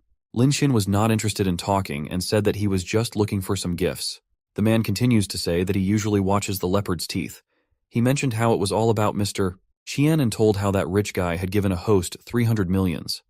Lin Xin said that he had also watched and started messaging again. The driver was watching that broadcast on his car and noticed that Mr. Qian had paid some anchor on Douyu Live. He wondered if that rich man was playing with fish. Lin Xin then moved to watch another platform, Sound. The driver was listening and wondered why the passenger switched the application in a few seconds. He considered it to be a tactic to earn some free gifts to spend on the hosts. He thought that Lin Xin was doing tasks like checking in to collect gifts. The man had not spent a penny to watch those shows and considered himself not that stupid. He advised Lin Xin to have fun watching those girls and asked not to get played by it. Even though the man told it as a kind advice, he had no idea who Lin Xin was. The man noticed another streaming notification of Mr. Qian giving money to some streamer. Lin Xin again switched to another application and the notification came in the driver's scene. The driver was too busy to figure out what was happening and drove roughly. Lin Xin asked him to drive steady instead. After Lin Xin got out of the car, the driver was still looking at him, wondering if that passenger was actually Mr. Qian. It was too troublesome to make appointments one by one, but it was the only way to spend those counterattack gold. Lin Xin planned to spread his net everywhere to get more chances. He was in a crowded area, looking for something. It was Nanting Village, next to the university. Many students used to rent houses in that place and prices were low there. The main reason was the consumers, which were mostly college-going students. He wondered why Luo Yaxi had invited him to that place for dinner. Luo Yaxi appeared in front of him, wearing a very attractive black dress. She was excited to meet him finally and greeted. Lin Xin turned red after watching that beauty. She held his hand and grabbed him into a room. The place was nicely decorated and maintained. He wondered, but Luo Yaxi jumped into his chest and hugged. She mentioned how he had chased Liu Cheng for 3 years, which proved how dedicated he was as a person. She also said that Xin never asked her anything in return, even after spending a lot of money on her. It was not like some other boys. She said that even though she had been in a few relationships, she had protected herself. She was looking desperate and went very close to Lin Xin. Suddenly, Lin Xin remembered how Luo Yaxi had more than 90% favorability, which was the degree of falling in love. He understood why Luo Yaxi looked different. He was so busy counting the refund that he had forgotten about that ride. He moved towards her and said that if she had no problem getting into his arms, he would not refuse either. He was not afraid to spend money and started having that fun. He noticed that Luo Yaxi was in some pain and apologized for pushing it hard. The lady was so in love that she asked him to do it as he liked. He started pushing himself into her with passion and taking off the clothes. Suddenly Lin Xin heard a voice asking someone called Nana not to leave. He recognized that it was Zhou Tong's voice. They watched from the window and noticed a scene. A girl was leaving the place while Tong, a friend of Lin Xin, was asking her not to leave. The girl looked back and punched so hard that his spectacles fell on the ground. She asked why the boy was being loud and if he was not embarrassed enough. While she was leaving, she threatened him to let the whole school know about that incident. The glass was broken, so thus the heart of that boy. Lin Xin went downstairs and picked up the broken spectacles for the boy. He asked what was going on there. The boy recognized Lin Xin and told him everything. He told how Nana, the girl and the boy had been in love for half a year. After wearing the glasses, he noticed Luo Yaxi in that beautiful attire.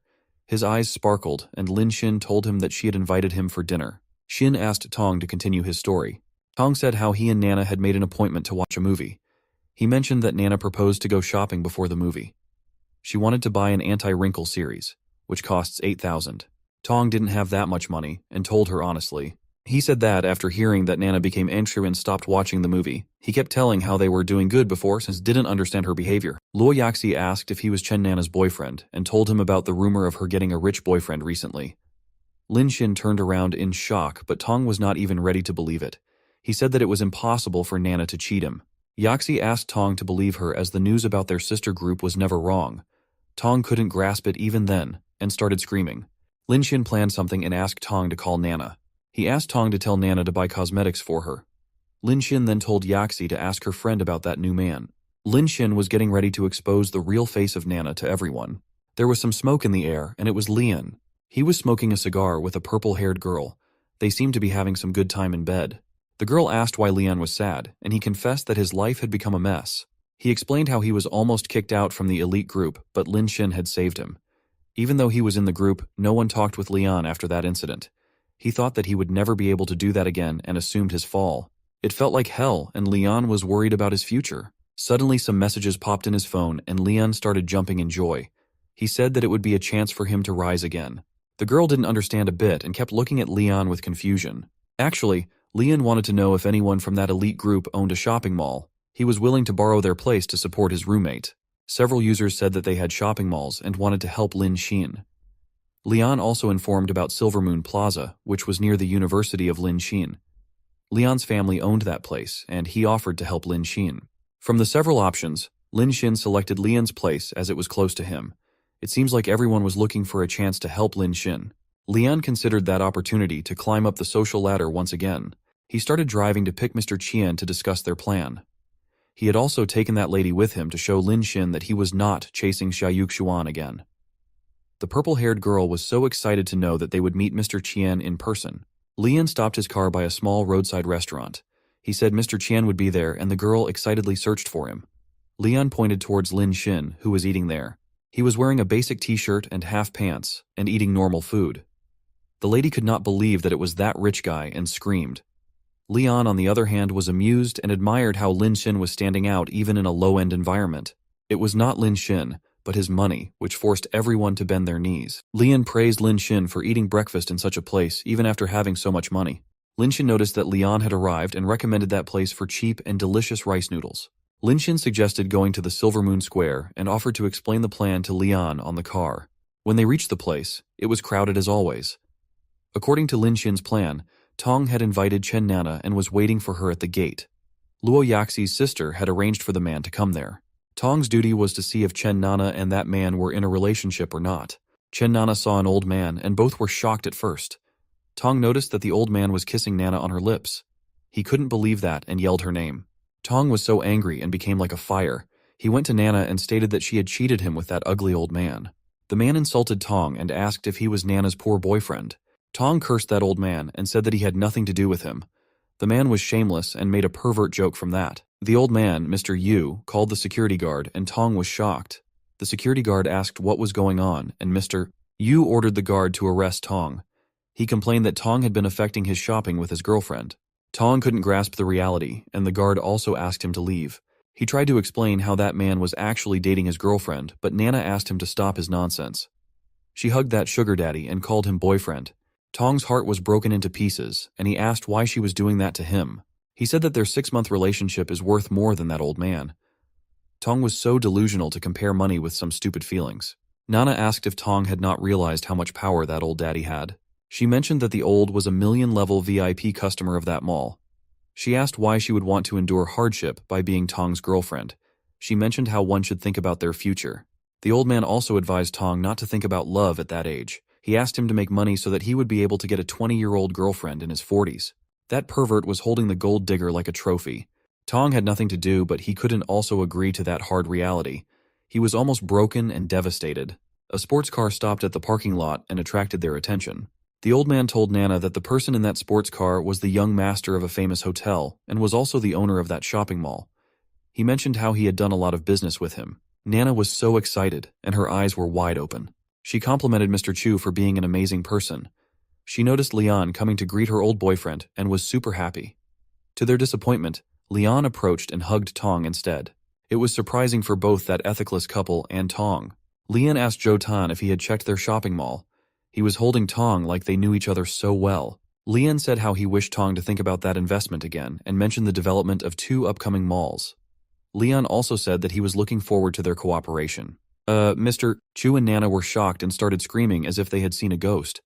They couldn't believe that Tong was investing in Feng Shao. Suddenly, Nana noticed a lady with a beautiful figure and mini dress. It was the purple-haired girlfriend of Lian.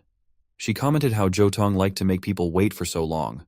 She went to Tong, slided her head on his shoulder and asked if he had not promised to buy her some expensive bags. She asked him to buy her from the latest summer collection.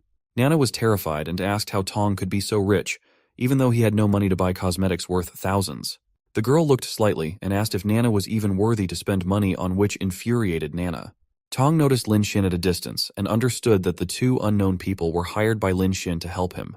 While the lady was hugging him, Tong told Lian that he was inspecting the operation of the mall.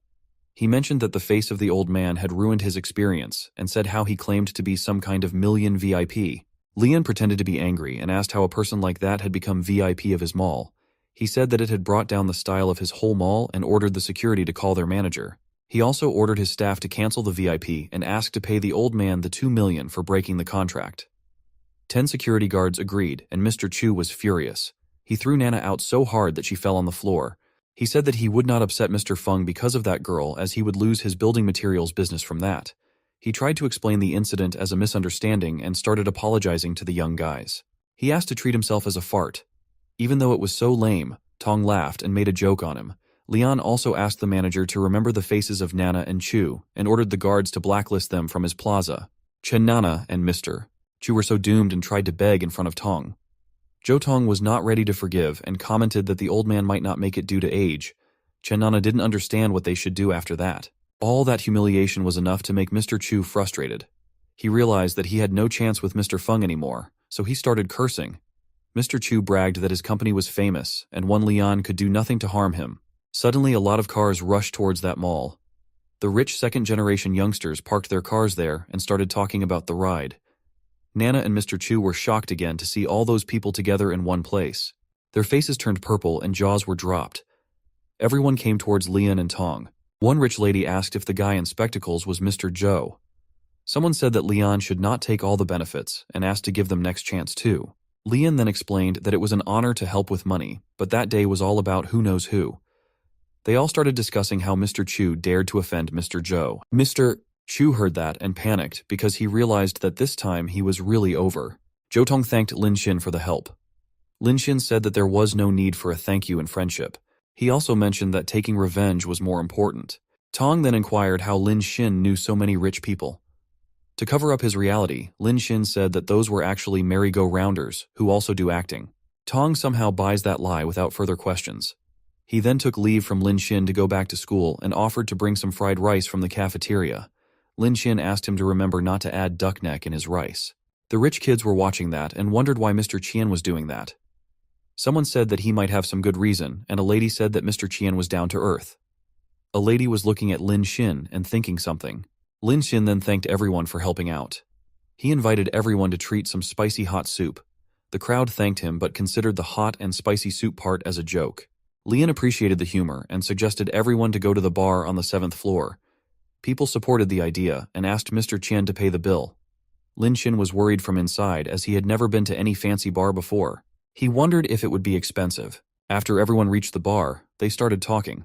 Someone mentioned how the streaming platforms had started to hire good-looking anchors after Mr. Qian had spent 100 millions in Love broadcast. A man commented how he started to feel poor compared to Mr. Qian. 4 people were drinking in a group. A man told how he thought Lin Xin to be the son of an invisible rich man, and a girl also agreed. They suddenly noticed that a lady named Yanyan was quietly drinking. The man asked why she was doing that. He then started explaining how he actually wanted to help that lady, but her program was so expensive. He further clarified that it was not just money, but the program was also nonsense. He asked how her small team dreamt to solve a problem which was not solved by China's biggest tech gurus. He also asked why she was so determined to start her own business, while she could just bow down to her father. Those lazy rich guys were doing nothing except spending money, and dared to advise someone to stop dreaming. Without realizing how worthless he was, the man also asks the lady to satisfy Mr. Qian to get money. He wanted the lady to travel comfortably with other money. Even those taunts could not demotivate Yanyan. She stood up in anger and said that she was not someone who gave up. She left the table telling that she would hug Mr. Qian's thigh if they didn't lend money because of her father's fear. The man discussed that Mr. Qian would also reject her idea after knowing her business plan and assumed that she would be disappointed. Some other people were busy talking with Lin Xin.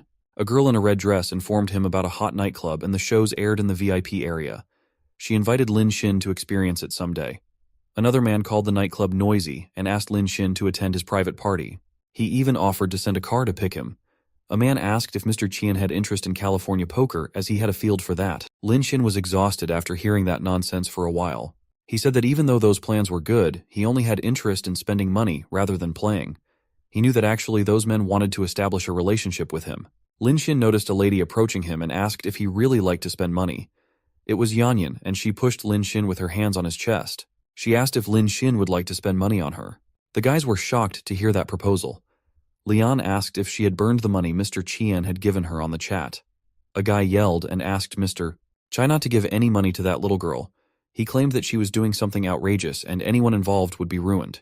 Zhang Xian, aka Yanyan, was so done with their talks and screamed to shut their mouth. Lin Xin asked if she was Yenbo in the group and wanted to know why she needed money. The system showed that Lin Xin had found a high-level woman. Her age was 25 with 172 cm height and 49 kilos weight. Her favorability was 10%. Lin Xin didn't want to miss an opportunity which had come to his door on its own. Xian told Lin Xin that she was working on industrial chips. A person again tried to advise Mr. Qian that he should not listen to that lady. She didn't stop though, and stated how it was academically a valid thing to do. She explained that the project was only suffering a small technical problem which was not resolved. The people didn't stop blaming her for burning billions and said that she would not earn a Nobel Prize for that project. Zhang Xian was not someone who was afraid of people and almost kicked them with words. She moved towards Lin Xin and asked if he would be interested or would prefer to laugh like others. Lin Xin took a second to think and commented how that could bring more capital to China to fight against the US. He said that currently the United States was suppressing China in technology. He announced his willingness to spend on that project of Zhang Xian. The rich kids were shocked and almost spilled the things they had in their mouths. Xian asked if Mr. Qian wouldn't research her company, the possibility of success and cost. She mentioned how it was likely to go down the drains. Lin Xin said that there was no need for those and was willing to send the money first. He asked to send him the contract later. He decided to transfer 500 million and even told her to ask for more money if needed. Even though the project doesn't work out, he said that it would be fine. He was just there to encourage entrepreneurship. He even mentioned how he felt Xian to be a trustworthy person. She was the only one who was interested in business and talked about it. Zhang Xian was impressed with the words and started blushing. She noticed that her account was credited with 500 millions and realized Mr. Qian was not kidding. Her favorability increased 20% as she understood that Lin Xin really trusted her. The guys who were trying to cancel the deed were shocked. They considered Lin Xin to be super rich, who didn't even investigate before investing 500 millions. They said that it could only be expected from Mr. Qian. Lian even wondered if Lin Xin had fallen into love with Yan Yan. When they were busy talking, Lin Xin bid them goodbye, mentioning some urgent work. The lady was still standing there, watching the screen of her phone. After Lin Xin left, the crowd of rich men started talking about the bill.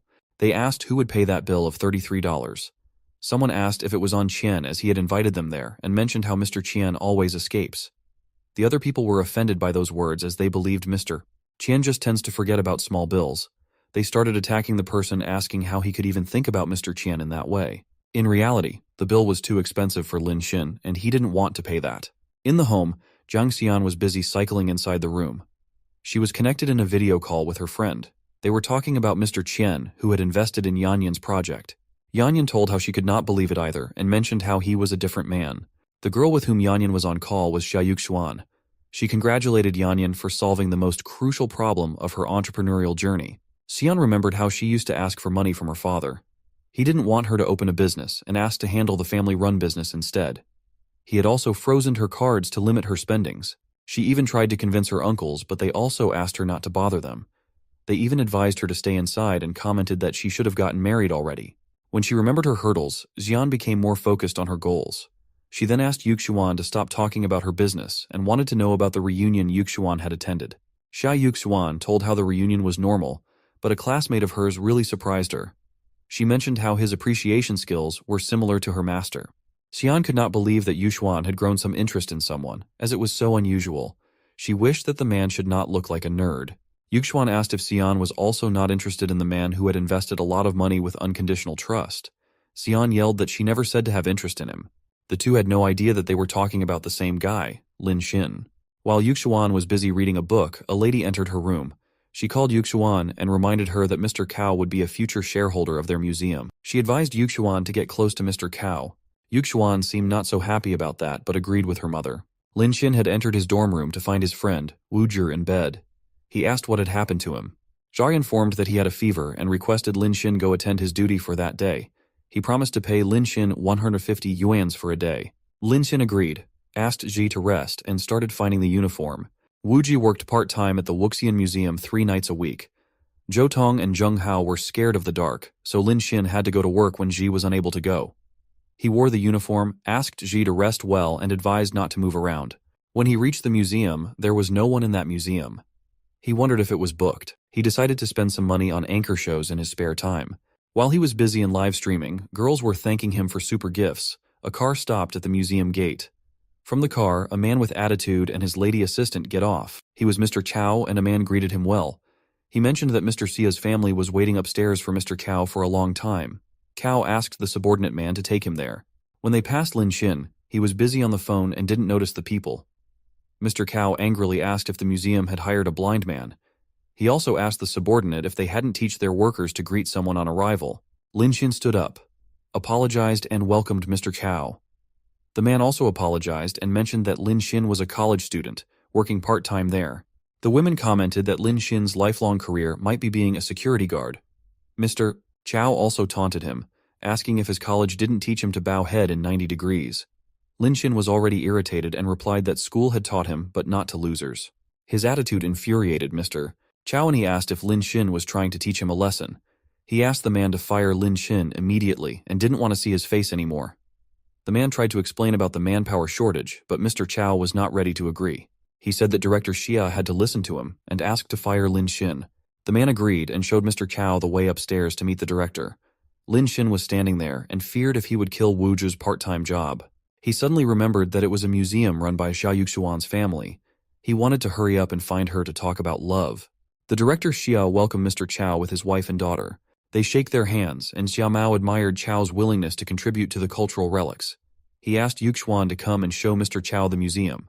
She hesitantly agreed to it, and her father warned that it would depend on her to get investment from Mr. Cao. Xia Yuxuan directed Mr. Cao towards the treasure of the town hall. She showed him the last calligraphy painting from the Tang Dynasty poet God.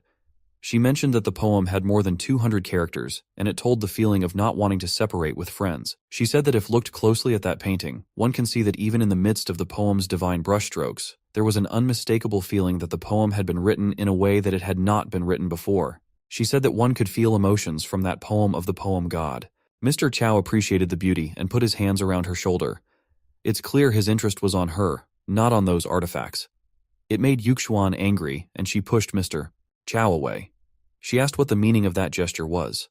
Mr. Cao apologized insincerely and mentioned he wanted to eat her due to her beauty. Xia Yuxuan realized that Mr. Cao had no interest in those cultural relics and asked why he was investing in the museum. Mr. Cao stated that there was no need to have a hobby if someone could make money. His evil smile made that scene even more hateful. His words were very hurtful for Yuxuan, and she said that one could not measure those cultural relics by money if they have little understanding. She couldn't believe that her father allowed someone like him to invest in the business. The man opened his tongue in an insulting way and asked if Yuxuan was living in a fairy tale and appreciated that spirit, which was not found in other women. After that, Mr. Cao went to Mao, Yuxuan's father. He said he was quite dissatisfied with the museum, but was ready to buy it for 600 million. He said that he would let Ms. Xia see the real world and said that he would only do the investment if Xia Yuxuan married him. The Zha family was terrified and asked if it was not too much. Yuxuan also yelled that she would never marry a bastard like him, but 600 million was a heavy amount to make Mr. Xia and his wife quit. Yuxuan asked her parents to call the security guard to throw out Mr. Cao from the museum. Mr. Xia stated that he was hiding the truth from Yuxuan, that from the past 2 years, their museum had not generated any profit. They were facing bankruptcy at that moment, and Mr. Cao was actually there to buy that museum. Xia Yuxuan was shocked and screamed. Mr. Cao mentioned that no one was ready to invest in their business, and their only hope was Mr. Cao. He promised that their life would be better if Yuxuan agreed to marry. Yuxuan was feeling hopeless and asked if her mother wanted to sell her to that man. Her mother was just crying and apologizing. She left the matter on Yuxuan's hand. Her father also told her how he didn't want that marriage, but their bankruptcy would be unavoidable without that. She understood that some merchants and collectors would buy most of those cultural relics at low prices, or would leave on the black market in that case. It would also cause a lot of hardship to their family. She didn't want that to happen. She remembered how she had started appreciating cultural relics from a very young age. Her father used to explain how those items should be priceless, and was the hard work of a craftsman. She could see the effort of craftsmen to make those beautiful relics. She also remembered how some rich people only wanted to make money from those relics without having any respect for them. She was going through the conversation between two rich men who were bragging about their business out of those relics. She also remembered how some boys used to present gifts to her, thinking that everything could be bought with money. She used to think that some things were priceless, but she was now forced to accept the dark reality of life. She was feeling lonely and fragile from inside. Mr. Cao said that he would behave well with her after marriage. He also promised to buy her another museum if she could give him a son. With no option left, Yuxuan agreed to marry that money-boasting creep, just to save the museum and her parents. Her parents were happy to see their daughter getting sold and appreciated her growth. Mr. Mao asked her to sign a contract after that. A lawyer was there, and he announced that it would become legally effective and unchangeable after both parties signed it. Mao considered Mr. Cao to be very generous for eating their daughter's future and had no opinion about the contract. They were happy to see their daughter's marriage as long as it saved their backs. Her selfish mother was also no less, and handed her the pen to sign the contract. The creep Mr. Cao was licking his lips like a pervert, waiting to destroy Yuxuan in a minute. Yuxuan was ready to sign, but her hand was shaking, eyes were teary, and was in extreme pain. Someone entered the room suddenly and asked her to stop. It was Lin Xin, in his security uniform. He told everyone that he had heard that someone was buying that museum. Lin Xin heroically entered the room and told that he had heard about someone buying that museum. The parents and Mr. Cao were shocked and looked back at him. Yuxuan recognized it to be Lin Xin. Mr. Cao started bursting in anger when he saw Lin Xin. He started abusing and called the security guards to kick him out. The lawyer commented that Lin Xin was the only security guard working in that night shift. It infuriated Mr. Cao even more, and he tried to kick Lin Xin. Lin Xin, being a young soul, resisted the move and slapped Mr. Cao hard in his face. At least the creep got what he deserved. The force was too high for Mr. Cao and he fell on the ground. The incident was enough to start a war, and Mr. Cao started shouting, screaming, and yelling. He warned to fry and sue Lin Xin. Lin Xin had not paid any attention towards those words and moved towards Yuxuan and softly touched her cheek. Her eyes were teary, and the touch felt heavenly. She was blushing, and it made her parents more confused. They asked if Yuxuan knew that boy. Xia Yuxuan said that he was her classmate from high school. Mr. Mao considered him to be a kid and advised Lin Xin to focus on college instead of doing security guard jobs. Lin Xin was actually busy with the contract written by Mr. Cao. Yuxuan's father then asked him to apologize to Mr. Cao as he seemed to not understand the situation. He asked if he suffered losses due to Lin Xin's behavior, would he be able to pay the price? Lin Xin didn't utter a single word and just tore the contract in a second.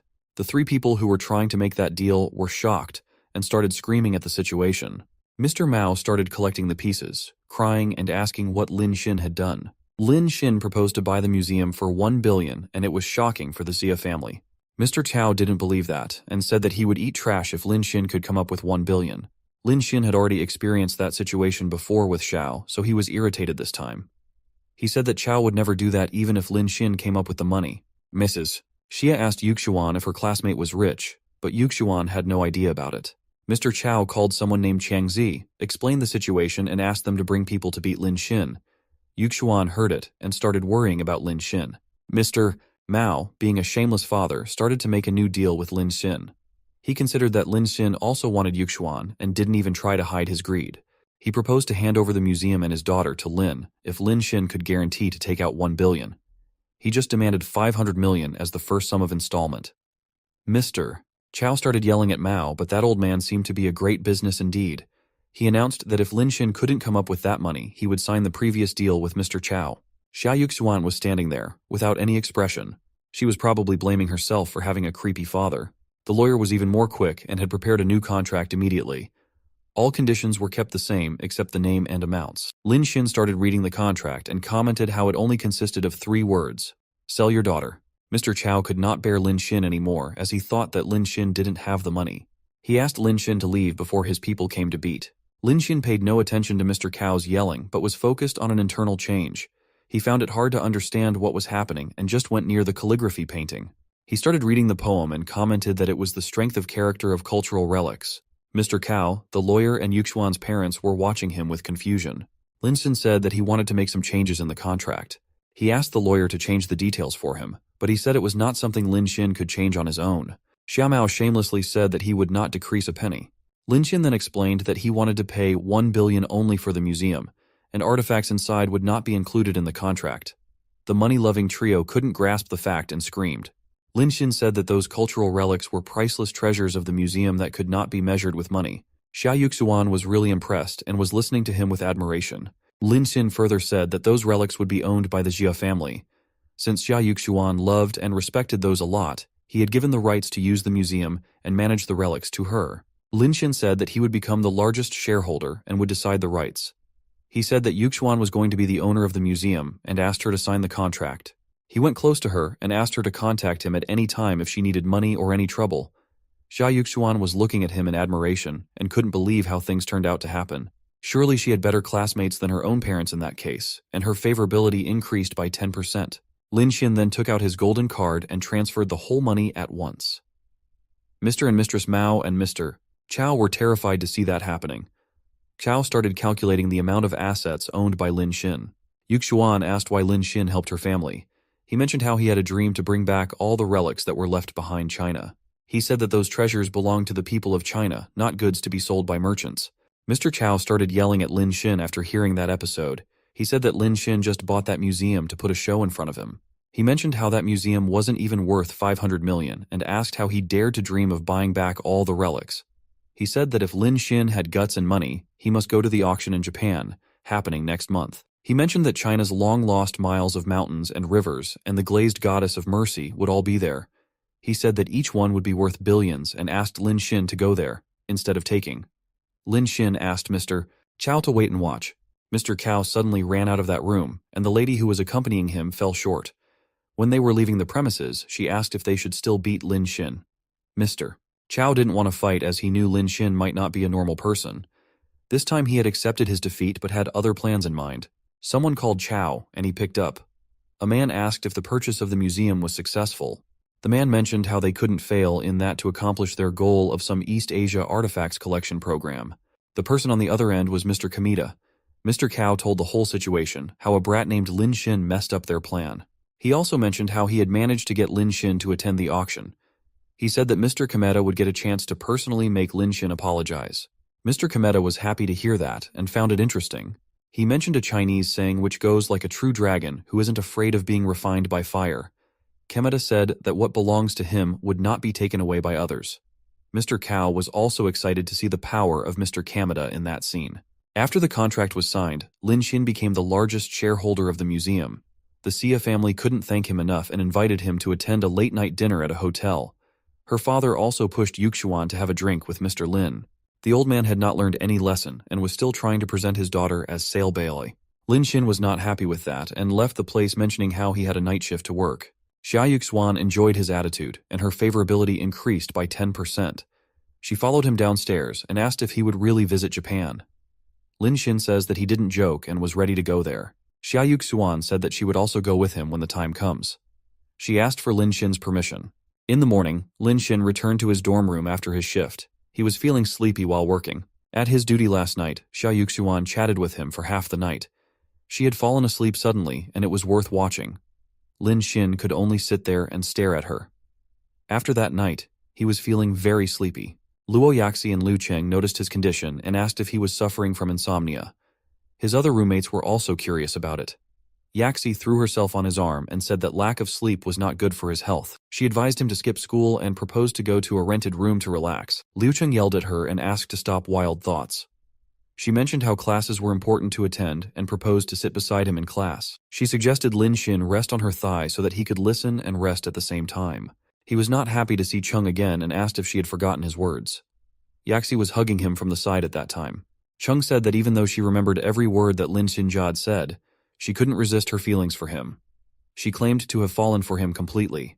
She also mentioned how she wanted him back in his life, no matter if he is poor or rich. She offered him a golden paper crane and suggested they start their relationship from the beginning. She promised to make up for her mistakes and to cherish him this time. The students who were present in the hall started clapping for the confession. They asked Lin Xin to accept the proposal, which made Yaxi furious. Liu Cheng mentioned how Lin Xin had made 999 cranes for her, which she used to throw away. She imagined how hurt he was and presented him with the 1,000th paper crane, made by her. Her favorability was 86%. Lin Xin was determined to not get fooled by Liu Cheng again. He was angry how she had lied to completely fall in love, whereas she was just at 86%. He knew that Liu Cheng was there only because no one was there for her. He had learnt all her tactics and how she was controlling so many liquors. She was only chasing Lin Xin because she was not reconciled. When Lin Xin left Liu Cheng with her paper crane, Luo Yaxi bursted out in laughter. Suddenly, the teacher entered the room and asked everyone to go back to their seats. Liu Cheng and Luo Yaxi shared a hateful glance indicating the upcoming rivalry. After the class was over, everyone was moving out. Lin Xin was seen with both the girls, hugging in his arms. Luo Yaxi was insisting on going to a rented house so that he could relax without disturbance. Liu Cheng stated that since Lin Xin was not even her boyfriend, taking him to sleep in her house was not right. Yaxi mentioned how she had an unusual relationship with Lin Xin and it was why she wanted to take him home. Since Lin Xin was single and had no girlfriend, it was not wrong for her. She called Cheng to be Lin Xin's ex-girlfriend and asked her to leave Lin Xin to her. She promised to take good care of him. Cheng called Yaxi a fool and said that Lin Xin and she had just a little fight. She mentioned how Lin Xin even helped her some times ago. Yaxi considered it to be just his justice nature and compared it with helping street animals. She told a Chinese saying, telling how good horses did not turn their backs. She called her not too good for doing that to Lin Xin. Cheng also didn't step back and compared Yaxi to a rabbit from a famous saying, which goes like rabbits do not eat grass beside their nest. The two were catfighting in the middle of the school campus, which attracted a lot of attention. Lin Xin was not happy in that situation as he didn't want to be famous in school. Suddenly a red Ferrari rushed towards him. It was Cao Cao, who came at a high speed, took Lin Xin with him and left. He was relaxing on her thigh, wondering about something. She was behind the wheels and asked if she had hurt Lin Xin during the pickup. He wanted to get up, but she insisted on resting down on her lap for some more time. Lin Xin thanked her for saving him from the catfight and appreciated her right timing. She was happy and asked if it was worth his payoff. Lin Xin agreed and she then asked him to always help her. Liu Cheng was angry when Cao Cao took Xin away. She wondered who that woman was. Just like her, the other students were also discussing that news. They couldn't clearly see her face but considered to be someone very rich. Some students commented that the sports car was a Ferrari LF. They wondered how Lin Xin managed to get a high-class woman from being a dog licker previously. Liu Cheng was unable to bear another woman on her way. She assumed that girls will try to grab Lin Xin once they would come to know about his wealth. Luo Yaxi was calm in that situation, though. She said that Cheng used to ignore his love, but now she was not able to afford him. She asked if Cheng regretted it even though she didn't have any chance left. Liu Cheng asked Yaxi not to be so happy either. She mentioned how that lady picked Lin Xin up, which seemed to be a wealthy daughter. She said that if Lin Xin wanted another love, he would probably look for that lady instead of Yaxi. Yaxi said that it would not happen and asked to not compare any low-class women with her. She bragged how her relationship with Lin Xin had already progressed. Cheng became restless after hearing that and asked what kind of progress Yaxi meant. She asked what kind of nasty method Yaxi had used. She demanded to know how deep the progress was and started reacting violently. Luo Yaxi gracefully refused to tell any more details to Cheng. When she left, Cheng tried to consider Yaxi to be lying. Suddenly she remembered how simple Lin Xin was, but couldn't guarantee how long it would last under such a siege. She understood that she couldn't afford to move slowly and started planning. Since she was ex-girlfriend of Lin Xin, she knew exactly what he likes and dislikes. She had decided to use those to get him back. Her favorability increased 4%, and with that it crossed 90%. The first stage of counterattack was completed, and 10% of money spent on Liu Cheng was refunded to his personal wealth. He wondered what the situation was at university, as he had noticed the update. He was rewarded by +1 levels for all the attributes. His strength, agility, physique, and intelligence reached level 3. The feeling was really awesome for him. He was asked to choose one from the 3 skills: B-level long-distance running mastery, B-level swimming mastery, and D-level skill dancing machine proficiency. That time, the level was so low compared to the previous time. Lin Xin wondered if it was related to the amount of counterattack. He could feel how his physical fitness had become stronger with level upgrades. To choose the skill, he considered no need for long-distance running. He then decided to choose swimming. A large amount of swimming-related knowledge instantly started pouring into his brain. He could also feel that the muscles of the chest, back, and the arms had been strengthened. Someone was watching Cao Cao and Lin Xin with a pair of binoculars. It was a man in a formal suit who was standing in a glass room. A lady who looked like his assistant called him as chairman and informed that everyone was ready for the meeting. The chairman commented that it was a good scene to watch, and the protagonists were Lin Xin, Luo Yaxi, and Liu Cheng. But suddenly, a charming princess appeared in the scene to rescue the hero. The other people, sitting on the table, were also excited and felt bad for not getting a chance to witness that. The chairman seemed to be angry with Lin Xin. He headed the meeting and stated how their university was always known for its excellent learning and good atmosphere.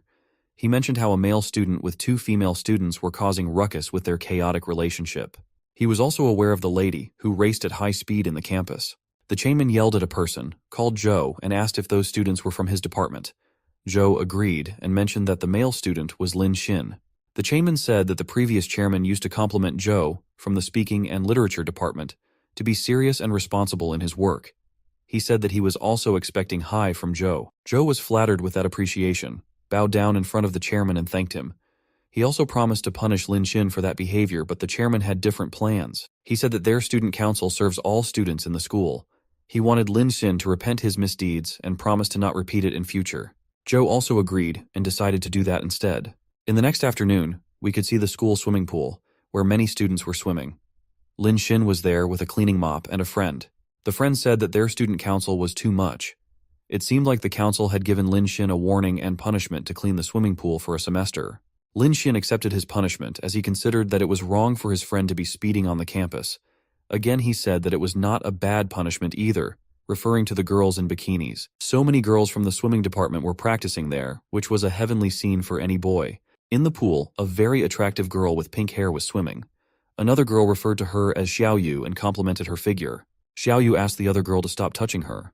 The girl then whispered into Xiaoyu's ear about a boy, Yang. He had been chasing the beautiful girl for a long time, but Xiaoyu had no interest. The other girl was surprised and asked about her expectations from a boy. Xiaoyu mentioned that she wants someone faster than her in swimming. The girl yelled if it was even possible. She mentioned that Xiaoyu was a first-class national swimmer who had participated in provincial competitions. She doubted if anyone from their school would meet her requirements and asked if she was actually not interested in boyfriends. The girl noticed Lin Xin, who was busy cleaning the floor. She showed Xiaoyu and mentioned how Lin Xin was trending among the male students. She also told her about many girls chasing him. Xiaoyu was not interested in those and left that place. She was swimming like a fish goddess in the water. Suddenly, her feet started cramping unusually. She was shocked as she even had stretched her body before entering the pool. Within a moment, she started drowning in the water. Few girls were watching her, but they thought it was some driving technique Xiaoyu was practicing. They were complimenting the art of death without knowing. Xiaoyu was trying to ask for help but couldn't due to the heavy water pressure. Fortunately, Lin Xin noticed that she was in danger. Without wasting a moment, he jumped into the water to save her. Yang was just yelling without doing any significant help. Lin Xin swam towards Xiaoyu and held her around the waist. She was nervous and started screaming and yelling. She asked him to not touch her. Probably she just wanted to drown. Lin Xin tried to comfort her by advising to take deep breaths. He asked her not to move and promised to take her out from the pool. When he started swimming, Xiaoyu was amused to see how fast he was swimming and even supported her with one hand. It was also embarrassing for her, as she had never been so close to any boy before. Lin Xin had taken her out and she started breathing heavily in the bank. Lin Xin asked her to be careful next time. He was wiping his face with his shirt, and his handsome body was exposed to the students. The girls were busy with Xiaoyu, asking if she was okay. They were scared to death after witnessing that incident. Lin Xin started to go out from the pool. Everyone was appreciating how fast he was moving like a cannonball. Someone also recorded and shared the video on the internet. People and their obsession with social media had no limit at all. Xiaoyu asked her friend if that boy was Lin Xin. The girl said yes and made a compliment about how he had saved Xiaoyu's life. She also mentioned how Lin Xin was super fast at swimming and perfectly matched the criteria Xiaoyu had for boys. Xiaoyu was standing there, facing the floor. Her friend noticed how she was blushing and started yelling at her. Yang, on the other hand, was not so happy to see that redness and screamed. Someone had posted a picture of Lin Xin saving the beautiful girl on the campus board. Students started discussing that incident online and praised Lin Xin for his bravery, handsome look, and swimming technique. One even counted his speed and commented that Lin Xin had broken the national record.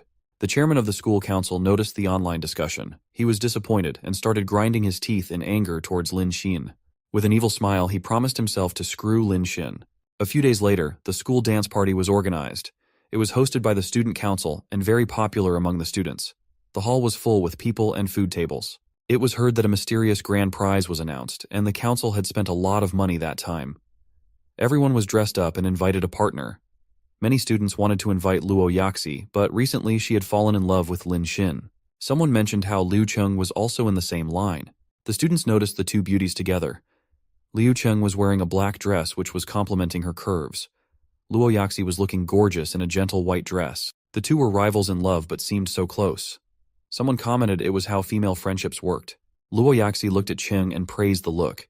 She also didn't forget to mention how her efforts wouldn't become fruitful because she was sure that Lin Xin would not choose Cheng to dance. Shane touched her tongue in a provocative way and thanked Liu Yaxi for the concern. She was looking really evil and cruel though. She asked Yaxi to enjoy the moment and claimed that everything would be changed after the night. Yaxi didn't know what Cheng was going to do. She tried not to pay attention to it and went to prepare something for Lin Xin. She was determined to go with Lin Xin for the dance. Cheng, on the other hand, was smart enough to understand what Yaxi was thinking.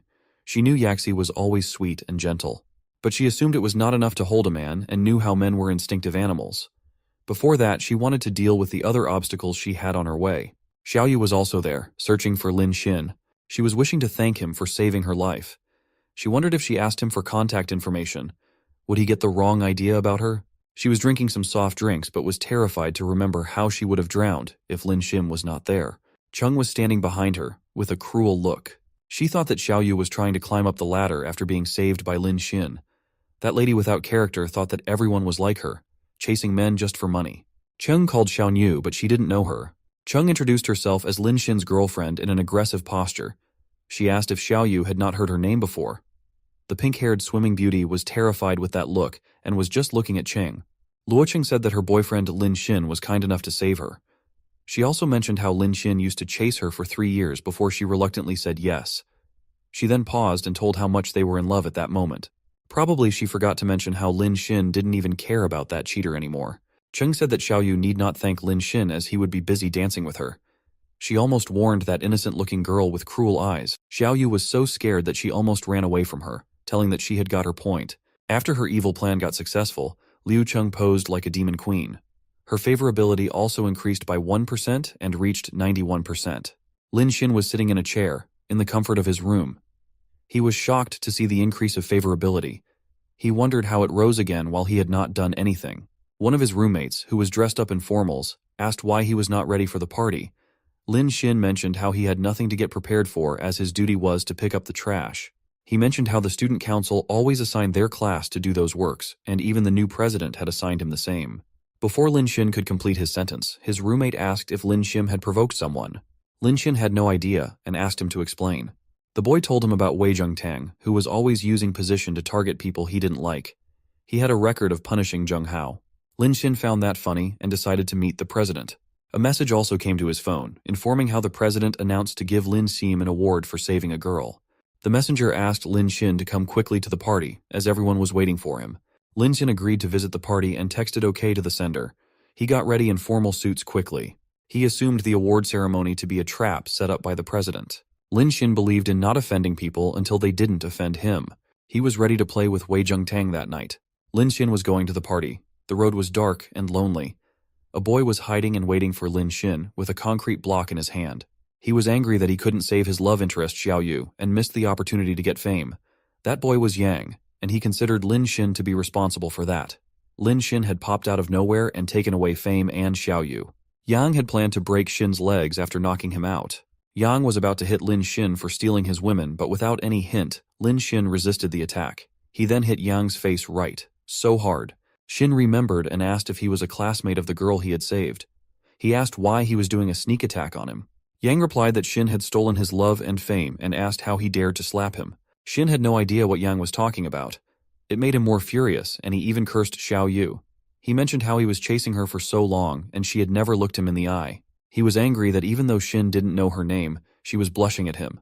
He said Xiaoyu pretended to be innocent and expressed his eagerness to forcefully claim her body.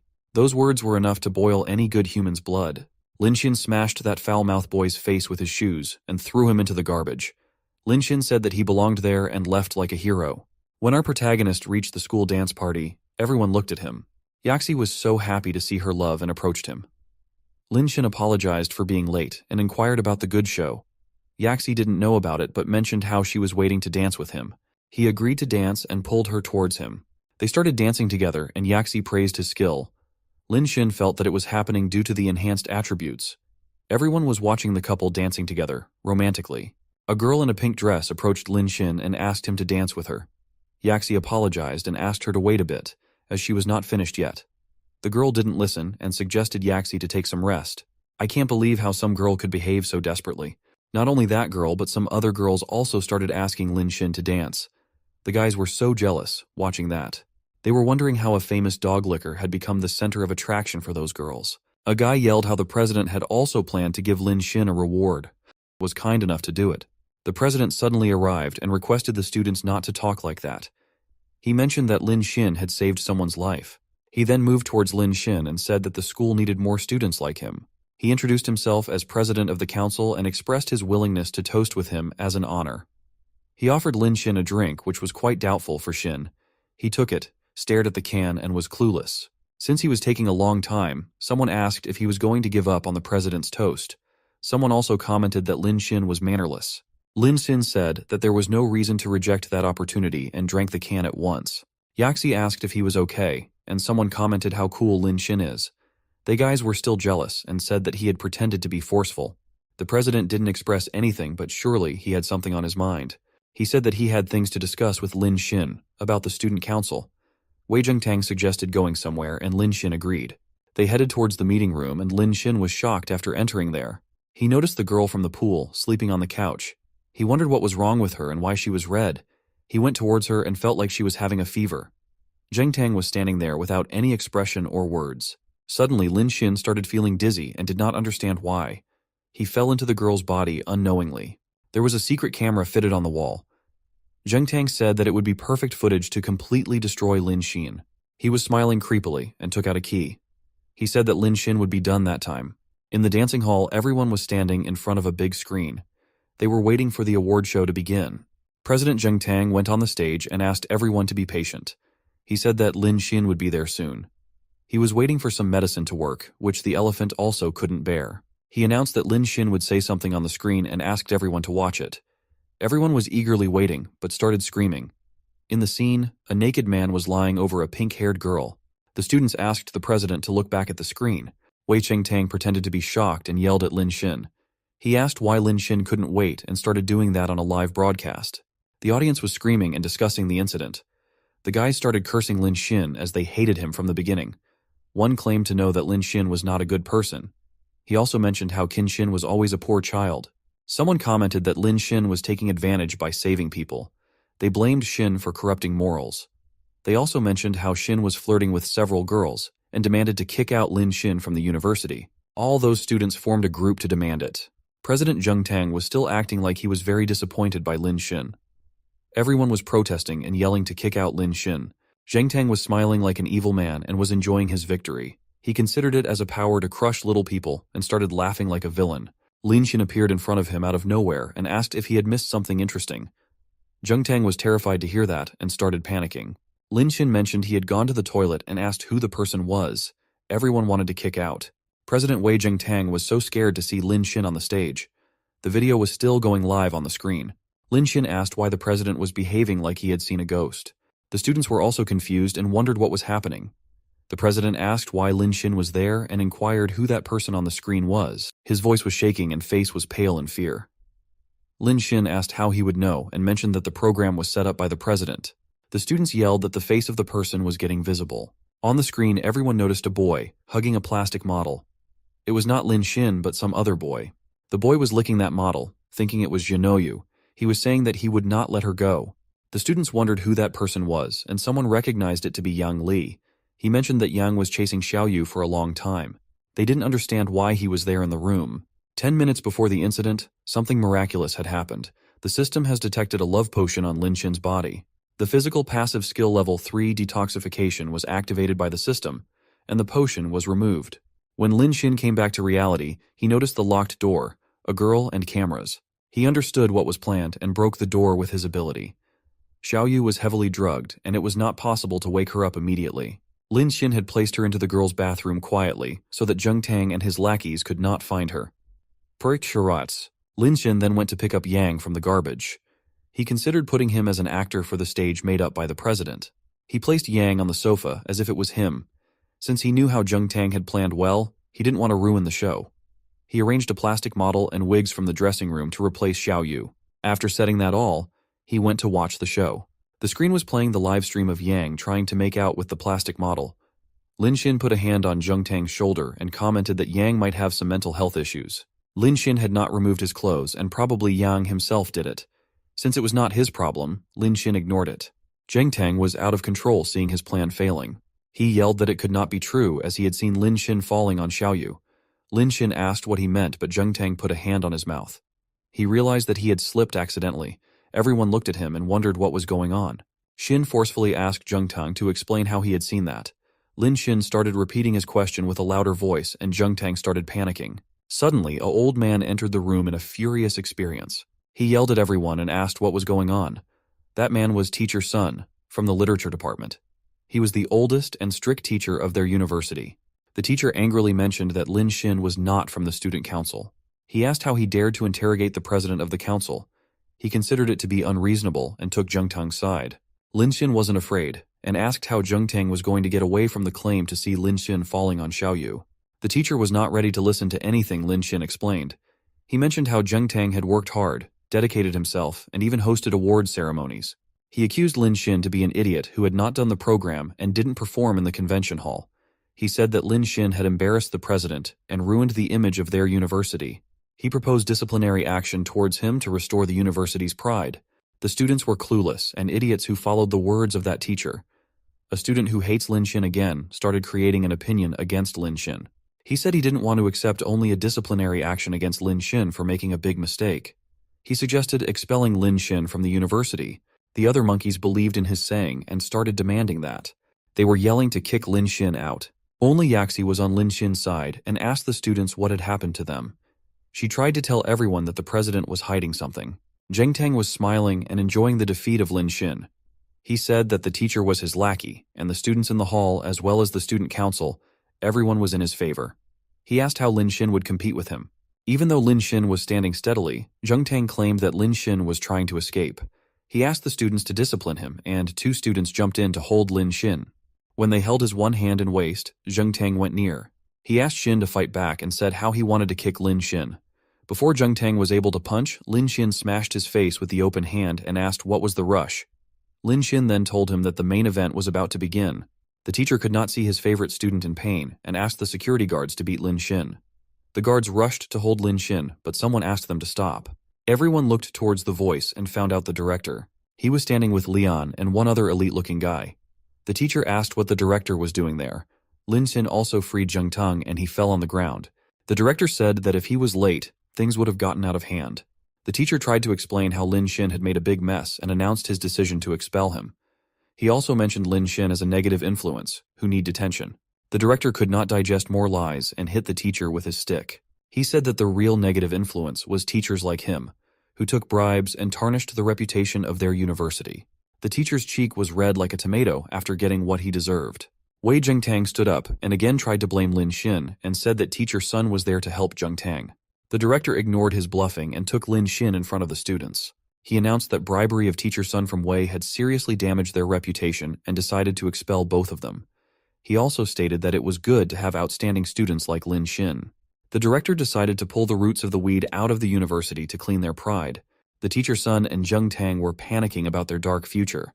The students were shocked to realize that President Zheng Tang and the Teacher Sun were the real villains. They wondered how they were scammed and what was happening there. Lin Xin played the CCTV footage of Zheng Tang setting up the trap.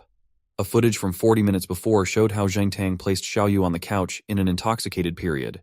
Someone commented that Xiaoyu was stupid to drink that drink, which was drugged. Zheng Tang thought that Lin Xin would never find out the mastermind behind it. He also considered that the other students and the council look up to him, as if they were lower in status. The students watching the screen felt disgusted to know Zheng Tang's reality. They questioned how he had dared to lie to everyone and started cursing. The guy who was with Leon and the director mentioned how he was also framed previously, but had no proof of it.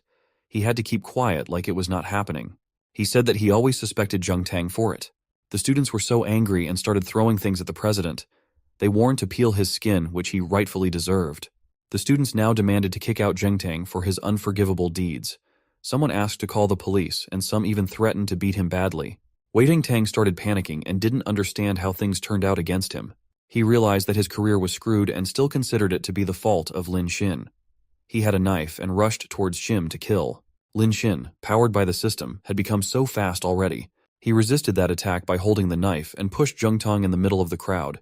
He asked the president to get some beating and smiled. Jung Tang was lying on the floor and the students were around him. The students started beating him to take revenge for the bullying and trapping people. Jung Tang was crying for help, but no one listened to him. He was left alone after a lot of torture. Some sensible student mentioned how he had drugged an innocent girl and suggested sending Jung Tang to jail. The crowd also demanded that they no longer would accept him as their president. They approached the director and said that they would need a new president as soon as possible. The director pointed towards Lin Xin and mentioned how he had handled the matter bravely. He recommended Lin Xin as president and asked if the students were okay with it. The students were more supportive and considered it an amazing step. They asked Lin Xin to go for it. Lin Xin thanked the principal for this opportunity and put his hands over the shoulder of the two young men. One was Lian and the other one was Jeg Hao, who was also framed by Zheng Tang. Lin Xin told everyone how Zheng realized about the conspiracy and called the director, together with Mr. Feng Billion. He mentioned how the consequences would be unpredictable without them. Lin Xin then requested the director to give Zheng the position of president. He told everyone how Zheng was already leading the department organization in the council before Zheng Tang's conspiracy. He praised Zheng Hao for being a hardworking and talented guy. Lin Xin said that Zheng would be better for the post as he considered himself not so hardworking. They considered it cool and started yelling at the administration. A guy who was previously screaming to kick Xin out warned everyone to beat if they said anything against Lin Xin. Yaxi was happy and emotional after watching the great heart of her love interest. Students were praising Lin Xin more and more. Liu Cheng was also looking at him from afar. She was happy to see her man's awesome personality. Zheng then announced to restart the party, but Lin Xin left to see if Xiao Yu had woken up. When he reached there, the girl was still sleeping in the toilet. He called Xiao Yu to wake her up and wondered how many drugs they had given to her. Suddenly he smelled something odd, and before he could realize anything, he fell on Xiao Yu. It was Liu Cheng, standing behind. She pulled him from Xiao Yu towards her and sat on him. She even tore her skirt as it was giving her difficulty. She was blushing and said that Xin was only her. She hugged him tightly and felt loved. She then tried to wake Xiao Yu up to make her watch how Lin Xin was her. Liu Cheng probably forgot that she had senselessed Lin Xin to get close. She said that she would not be able to live without Lin Xin and moved to kiss him. She was trying to make out, but somehow he took the charge. Even though he was senseless, he did his duty well, and she wondered if it was animal instinct. We can see love booming in that toilet. When Lin Xin came to sense, she noticed Liu Cheng lying on the floor. He didn't understand what was going on there at first. He noticed the drug near Liu Cheng and figured out the situation. He started panicking and couldn't believe what that crazy woman did. His physical ability to eliminate the poisons were cooling down, and Chung got advantage of that. Suddenly his phone rang and it was some captain. The man on the other side inquired Lin Xin about Feng. He mentioned how he was bragging about helping Lin Xin in the group and said it seemed like Yenobai was also involved. Xin just asked the man to call him buddy and check the group messages.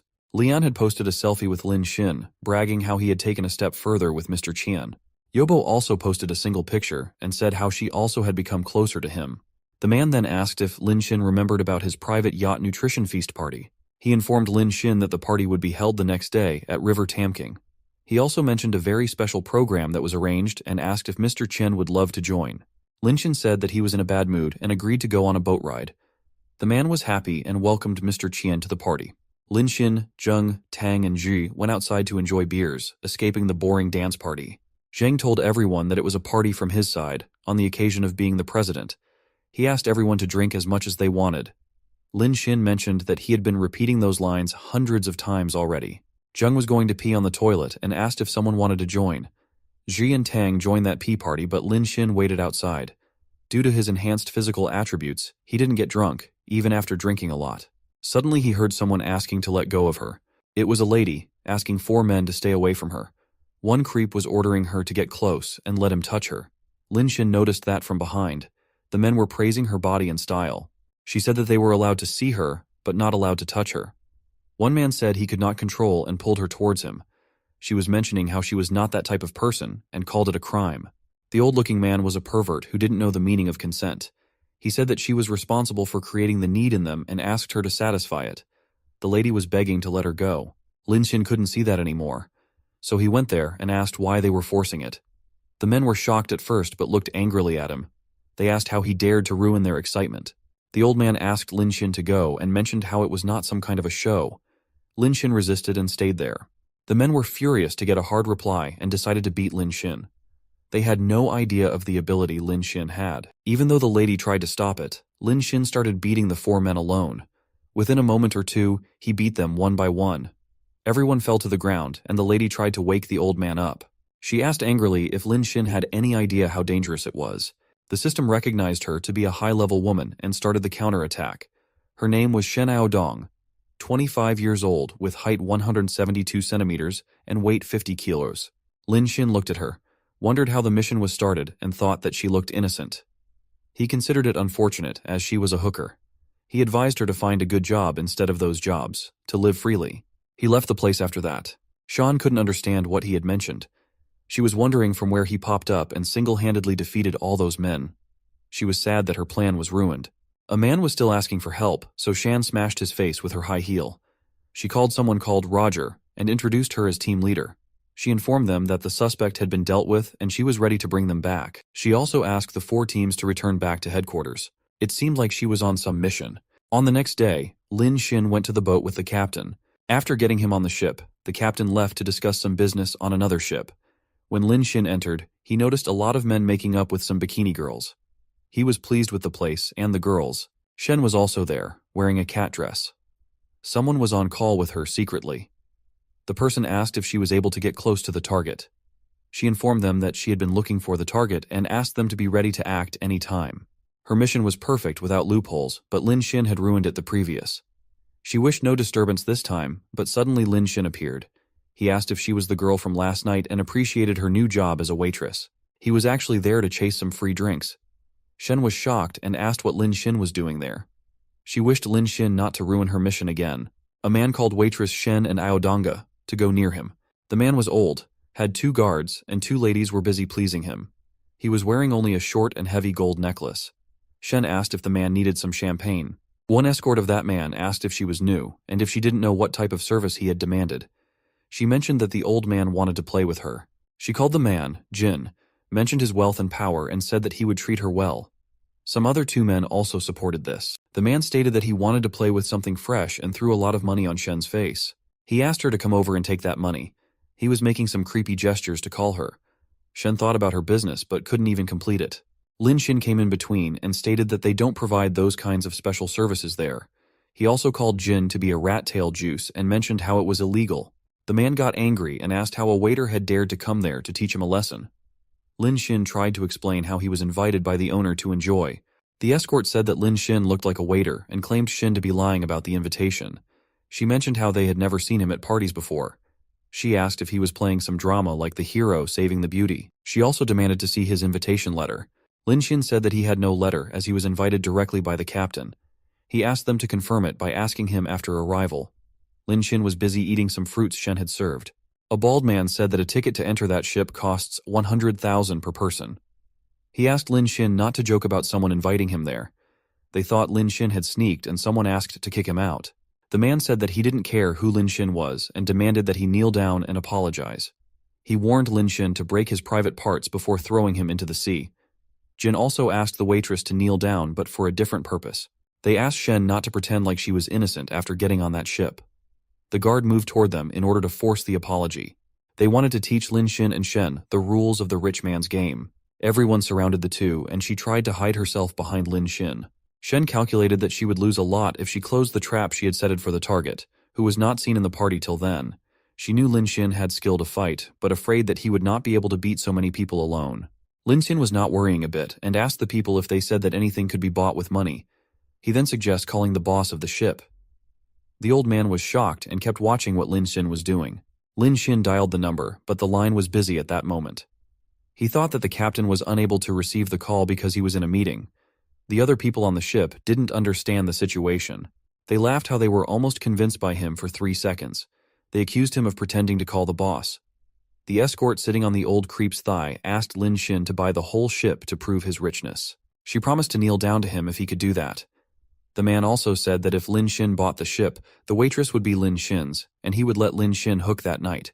He asked if Lin Xin was really able to buy that ship. Lin Xin agreed to do that and asked a waitress to bring their captain. Jin also asked the waitress to do it. Since the main captain was not there, he mentioned how other captains would be able to buy and sell the ship. He remembered the name of the assistant captain to be Xiao Zhang. He asked to bring him there, hoping to insult Lin Xin. The captain arrived and referred to the old creep as President Kim. Kim said that Lin Xin was interested in buying the ship and asked to make a deal with him. The captain laughed and asked if Kim was joking. He mentioned that the ship was so expensive that even Kim could not afford it. He called Kim poor actually. He asked how a young guy like Lin Xin could afford that ship. Lin Xin asked the captain to stop his nonsense and ordered to tell him the price. He took out his golden card, which was shocking for everyone. Their jaws dropped in the air and eyes became wide open.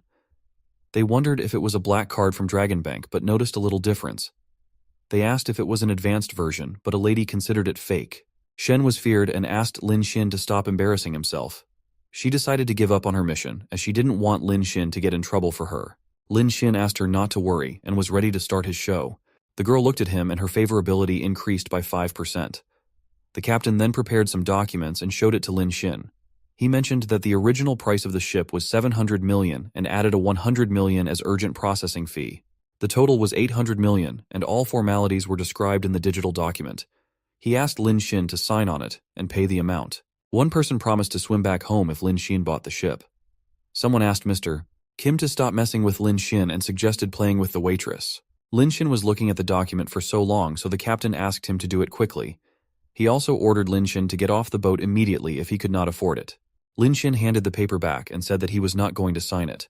The people started laughing and said they already knew that Lin Xin would not be able to buy that. He asked Lin Xin to stop the drama. Lin Xin, on the other hand, took Miss Shen in front of others. He announced that the lady would sign the documents. The people could not believe it and screamed. Lin Xin only agreed to swipe the card and wished to give that boat to her.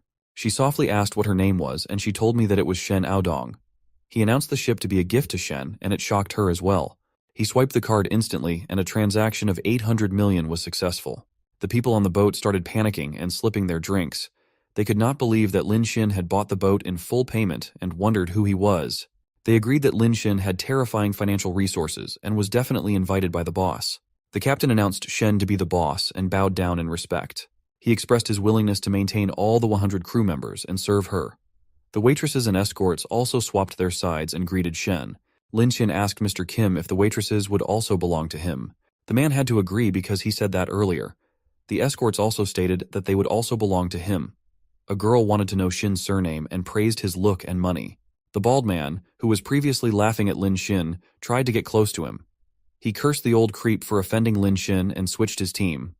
The money was enough to transform those rich men into lickers. A girl was even offering to tie shoelaces for him. Shen was watching the scene with eyes wide open. She wondered who the man was. Kim moved out of the room and visited a very tall and strong guy. He described how he had lost temper and tried to provoke him against Lin Xin. He referred to that man as Boss Han, asked for help, and promised to give all his business to him. The man considered it a great deal and agreed to deal with that matter. He was looking like a demon when he suggested biting the main artery of Lin Xin. Han came out of the room and went to meet Lin Xin. He praised Xin for bravery and introduced himself. He mentioned his name was asked the same to Xin. The lady Shen was shocked to see Mr. Han there. Xin said that his name was Lin. Shen recognized Han Biao, who was the leader of the Black Tiger Gang. He specialized in smuggling contrabands from Myanmar and Laos. He was also running 2 underground casinos. In recent months, Shen's department had taken down his business, and he was the target of her operation. Hao said that the atmosphere was good and suggested playing 2 games with Lin Xin. Lin Xin rejected the idea, mentioning how it was not legal either. The man tried to provoke Lin Xin by asking if the 800 million was his last money left. A lady was standing there with him who pretended to be on Lin Xin's side and mentioned how Lin Xin was the big sponsor of that Taoti. She asked not to say such things about Lin Xin. Lin Xin claimed to have money, but Han called him a loser for not willing to gamble it. He was looking terrifying and clearly trying his hardest to make Lin Xin gamble. Kim then arrived at the scene and asked Han to forget about it. He mentioned how some people can't afford to lose money and teased that they would not be able to sleep if they lost even 200 yens, and proposed to play by himself. Shen had understood the trick and asked Lin Xin to not listen to them. She explained that Hao Biao would only make money at the gambling table. She said that even if he had 2 billion, it would not be enough to lose. Rather than getting panicked, Lin Xin was relieved to hear about 2 billion. His eyes sparkled in joy. Lin Xin called Boss Han and said that he had realized how interesting that game is. He agreed to play with him. Shen could not believe it, but Kim and Han were happier. Lin Xin mentioned that he was quite unlucky recently and couldn't draw the cards. He requested Shen to play for him. He asked her not to worry about losses, as he had lots of money. He offered to pay all the winning prices to her. Shen didn't want that and asked if he was crazy. She said that he would lose badly. Lin was happy inside, as he had other plans to get benefits. If Shen lost 2 billion yuan, he would get 200 million in cash. He considered it more profitable than spending on female anchors. He was actually bored, tapping the screen repeatedly. He wished to lose all his counterattack money, so that he didn't have to do anything and live peacefully. They sat on the table and Han suggested playing simple blackjack since Lin Xin didn't know how to play baccarat. It sounded good to Lin Xin too. Shen was wondering about the situation. He remembered how he had bought her a ship as a gift and calculated that she was not in a position to reject his request. The people were shocked and wondered how a waitress would be able to beat Han in gambling. Shen also had no choice but to play for Lin Xin in order to hide her identity. The people knew that Lin Xin had enough money to make Kim cry, but also knew how all the money in the gambling table would go to Han's pocket. They considered Lin to be a rich and dumb kid. The dealer was the lady, who previously asked Han not to badmouth Lin Xin. She asked them to deal with the cards. Han wished Lin Xin good luck and asked if he would need more chips. Lin Xin didn't care and asked Han for anything he wanted.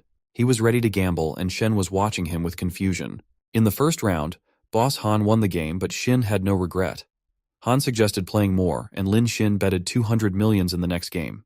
He also inquired why the denomination of the chips were so small and asked to exchange it for 2 billion. The attendant agreed happily, but Shen tried to stop him. The people were shocked to see Lin Xin playing with such big amounts. They commented how Lin Xin had no limits. Han also praised the bravery of Lin Xin for it. He was secretly provoking Lin Xin to make him excited and imagined how his smuggling business would get recovered with 2 billions. In the next game also, Han won the 200 millions. Lin Xin kept increasing the bet up to 1 billion, but every time Boss Han won. Handel still asked if Lin was interested to continue the game, and Lin Xin excitedly agreed. It infuriated Shen, and she grabbed him outside the room. The people commented how the waitress was so proactive and asked if they were going to do sex instead. Shen pushed Lin Xin into a wall and put her hands beside him, keeping him in arrest. She asked if he lost his mind and was wasting money like that. Shen was angry and yelled at him. She asked if he was hoping to win the previously lost money by doubling money in every round. Her favorability increased by 3% at that moment. She asked him to stop it and mentioned how it was not a game of luck. This is the first time he had been walled off by a beautiful woman at such a big age. Lin Xin was blushing and enjoying the moment. He asked her not to be excited and said that he wouldn't blame her if they lost. He was trying to persuade her gently so that she was not scared. He understood how Shen had no idea why he was wishing to lose. Shen was embarrassed and set Lin Xin free. She said that she was not excited, but telling him that gambling was not luck. She was afraid that she was almost exposed because of her emotions. Lin Xin asked if it was impossible to win, and Han Biao was changing the cards. He mentioned movies where one can get the desired card face by rubbing it. He wondered if he should report it as he heard about bonuses for reporting crimes. Shen was tired and asked him not to get fooled by movies and their tricks of low grade. She mentioned how sensors were placed under the gamble table.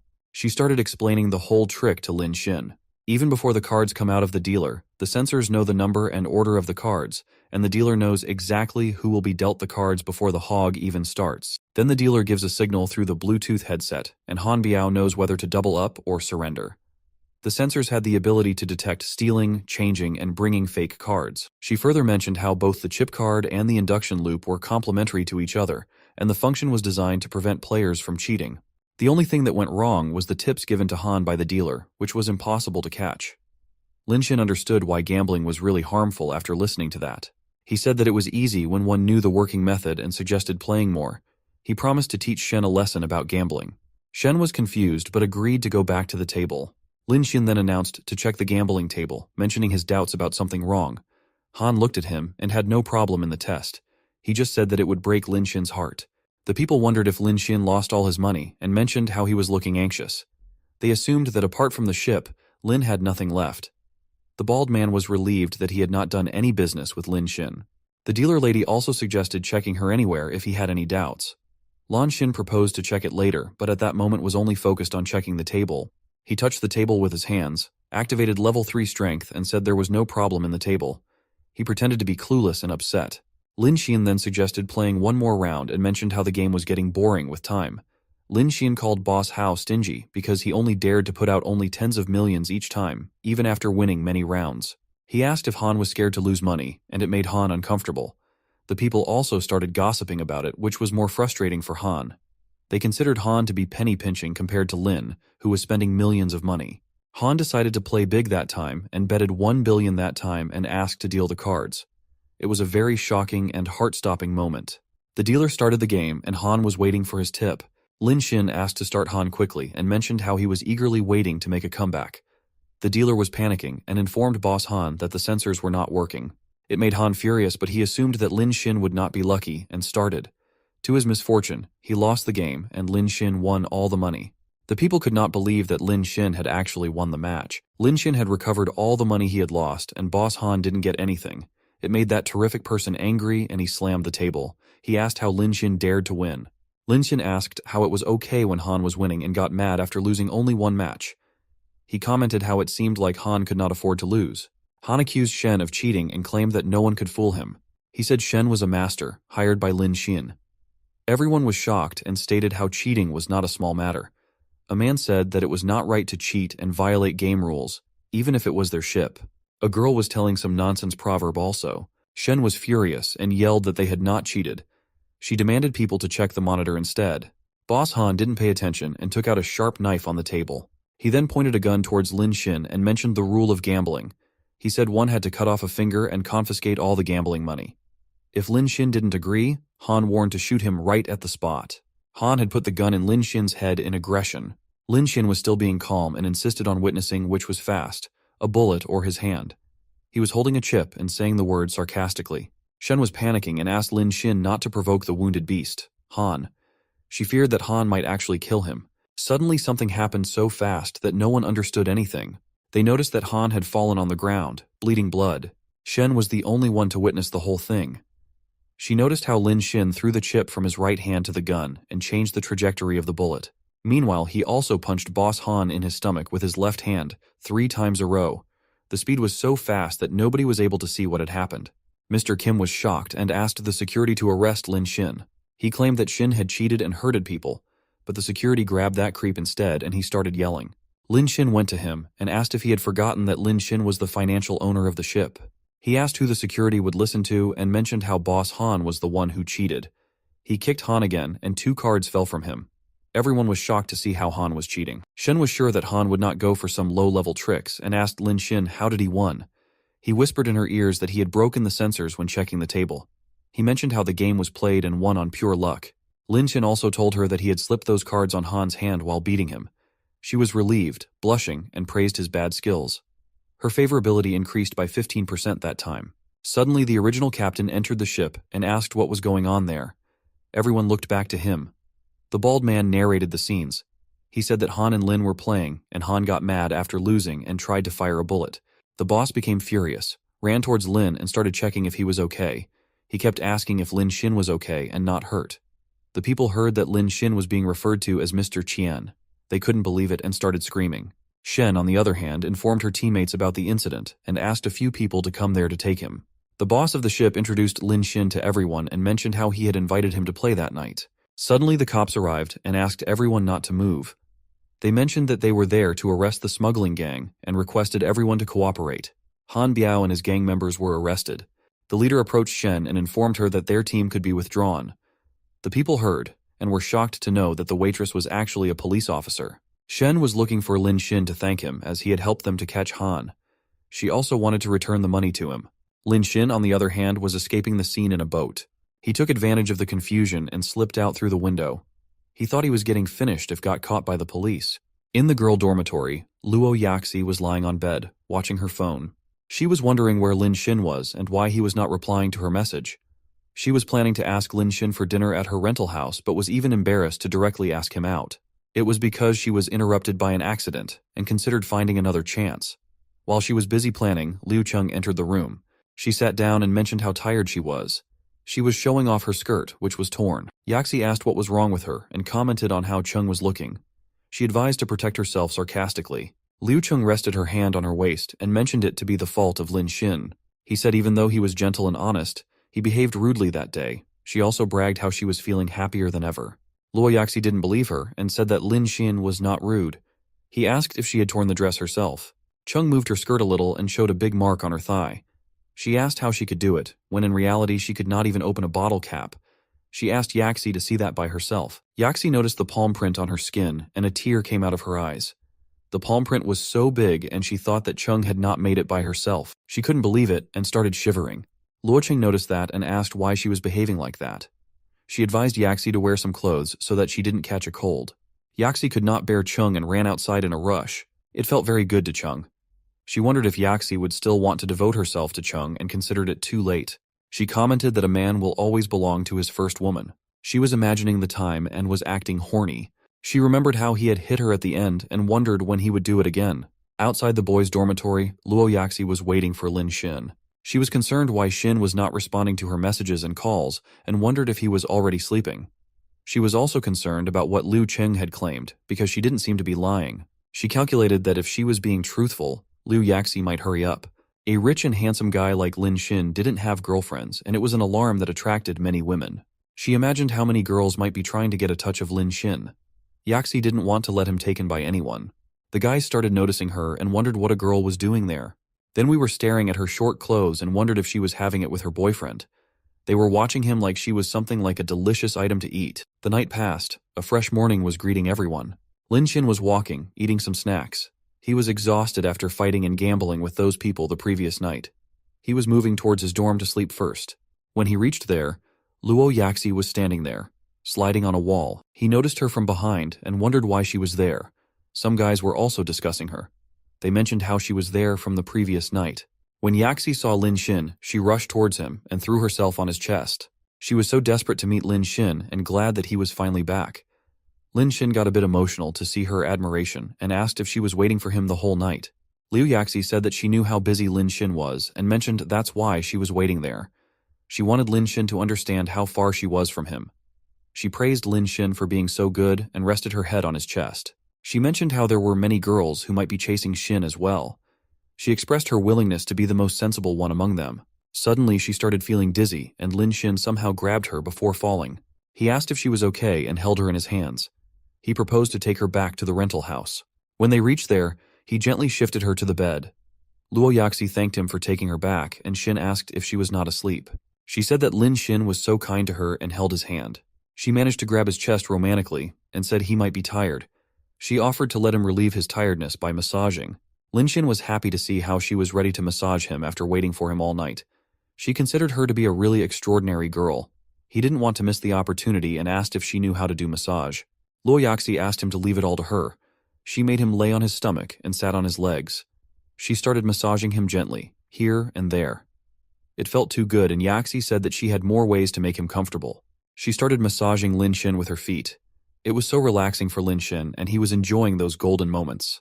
He mentioned how that rental house was far away from school and promised to buy her a house near the school in 2 days. Luo Yaxi was so happy to hear and kissed him on his head. She mentioned how much she loved him and her favorability increased 4% again to reach 95%. She promised to massage him every day and lied on his back. Lin Xin was also happy about it. After a few moments, Lin Xin fell asleep. Yaxi then took her phone out and informed Chung about the house Lin Xin promised to buy for her. Yaxi asked what she should do and also mentioned about the expensive bag he had bought a few days ago. She asked Chung if she should accept those gifts. Clearly she was trying to make Chung jealous and actually successful. Chung bursted in anger to learn about it. She couldn't believe how Lin Xin was spending money on Yaxi and considered Yaxi to be worthless. Even though she was not happy, she messaged Yaxi to accept those gifts. She didn't forget to mention how Lin Xin spending little money on dogs and beggars was not something Chung cared about. The two were messaging continuously. Yaxi mentioned how Lin Xin was spending money on her and teased Cheng by asking if he didn't spend money on Cheng. Cheng was offended but pretended like money was not important in front of the bond she had with Lin Xin. She said that Yaxi would not understand their feelings. It was ironically coming from Cheng, who used to cheat Lin Xin for money. Yaxi was determined to send a selfie with Lin Xin together when he would buy her a house and asked Chung to continue to be a trash. In the afternoon, Lin Xin woke up. It was refreshing to have a good sleep after getting massaged. He unlocked his phone to see who had sent messages. Suddenly, a rain of messages started on his phone.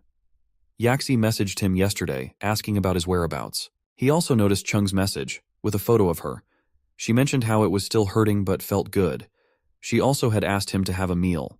There were also new messages on his phone. Smiling Yambo had informed him about finding a professional team and wanted to meet him. Xia Yuxuan also had messaged him, informing how she had sorted out the museum. Xiao Chao also messaged him telling how she wanted to see him before leaving. Lin Hin was amazed and wondered why he had not read messages for a day. He also remembered how girls used to ignore him previously and didn't reply. Everything had changed after getting rich, and he was happy to have so many girls to spend money on. The only problem was dealing with them all at once. Another message was from the president, who informed Lin Xin about the arrival of the car he had ordered. He asked when he should deliver the car. Lin Xin had completely forgotten about the car and didn't even have enough money to buy it for him. He just messaged that man not to send it and proposed to pick it up by himself.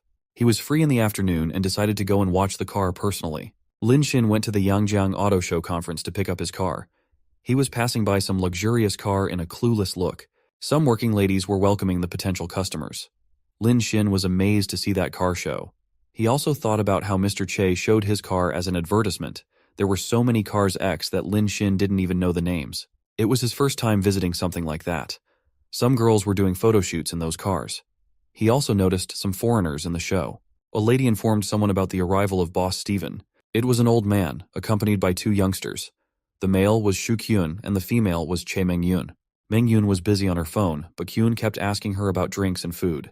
She told him that she was neither thirsty nor hungry. Some ladies were updating Steven about the sale numbers. A waiter approached Steven and asked if he would like to drink. The man said no, but Lin Xin called him by waving hand. He was drinking happily, as he had not expected free drinks and food in the show. He also noticed a free ice cream counter. He knew the price for those were $30 for a small box. He went there and asked for some ice cream from the counter ladies. One of them turned her face, thinking Lin Xin was a poor guy. Another girl was smiling but informed him that the ice cream was finished. He turned around and thought that he should have come early. After Xin, a foreigner approached the ladies for ice cream. The ladies offered him a few and mentioned that the spoon was on the lid. She even asked him to use it slowly. Lin Xin noticed it and kept watching the counter. After the foreigner, a few Chinese ladies went and asked for some ice cream. The counter ladies told them that ice cream was finished. They were upset and about to leave. Lin Xin asked them to stop and yelled at the counter ladies. He asked why they had rejected him and the girls to give ice cream, but provided the foreigner. He inquired if they were looking at people's faces to give ice cream. The girls also realized it and noticed some foreigners having ice cream. They demanded to know what was going on. Being professionals, the ladies on the counter didn't stop smiling. They mentioned that those ice creams were only available for special customers. Lin Xin asked if the special customer referred to people from outside their country, and it made a counter lady angry. Lin Xin claimed that they still had ice cream and asked to give them one. The lady said it was the last ice cream, but Lin Xin demanded they open the box and show. Steven noticed the incident and asked Kyun about it. He wanted to know who was causing trouble in the exhibition. Kyun informed that it was a Chinese person, asked him not to worry, and promised to solve it quickly. Kyun asked if Mengyun was also worried about her brother Che's business getting affected. He asked her not to be afraid till he was here. The lady was annoyed with Kyun and didn't want to talk with him. She was just there because Kyun was running a cooperative business with her brother. She seemed to ignore him every time by looking at her phone. Kyun went near the ice cream counter and asked what was going on. The counter girls greeted their manager Shu Kyun. Lin Xin asked if he was in charge and complained how those waitresses were serving only to the foreigners. Kyun asked what was his problem, mentioned that foreigners had money to spend, and asked about Lin Xin. He laughed at Xin for not having money and accused him of coming to the auto show to eat for free. The ladies and Kyun were laughing like lunatics. Lin Xin asked what was funny and mentioned that he was there to pick up his car. Kyun asked what type of car Lin Xin was planning and taunted that he might have a budget for a few $60,000. He asked Lin Xin not to tell lies and said that there were no cars under $1 million at their showroom. A crowd had already gathered to know what was going on. One person assumed that Lin Xin was sneaking in there for free food. They asked to get Lin Xin out, and Kyun called him shameless for still staying there. Lin Xin was looking for something which Mr. Che had given him in the morning. He finally found it and showed it to everyone. The people were shocked to see that shining card. It was the only 5 Fire Diamond VIP cards from their auto show. One only becomes eligible to have that card if they had spent 10 million yuan in their exhibition and had assets worth more than 1 billion. He asked if Kyun could finally stop and listen to people. The waitresses started apologizing and stated that they were wrong.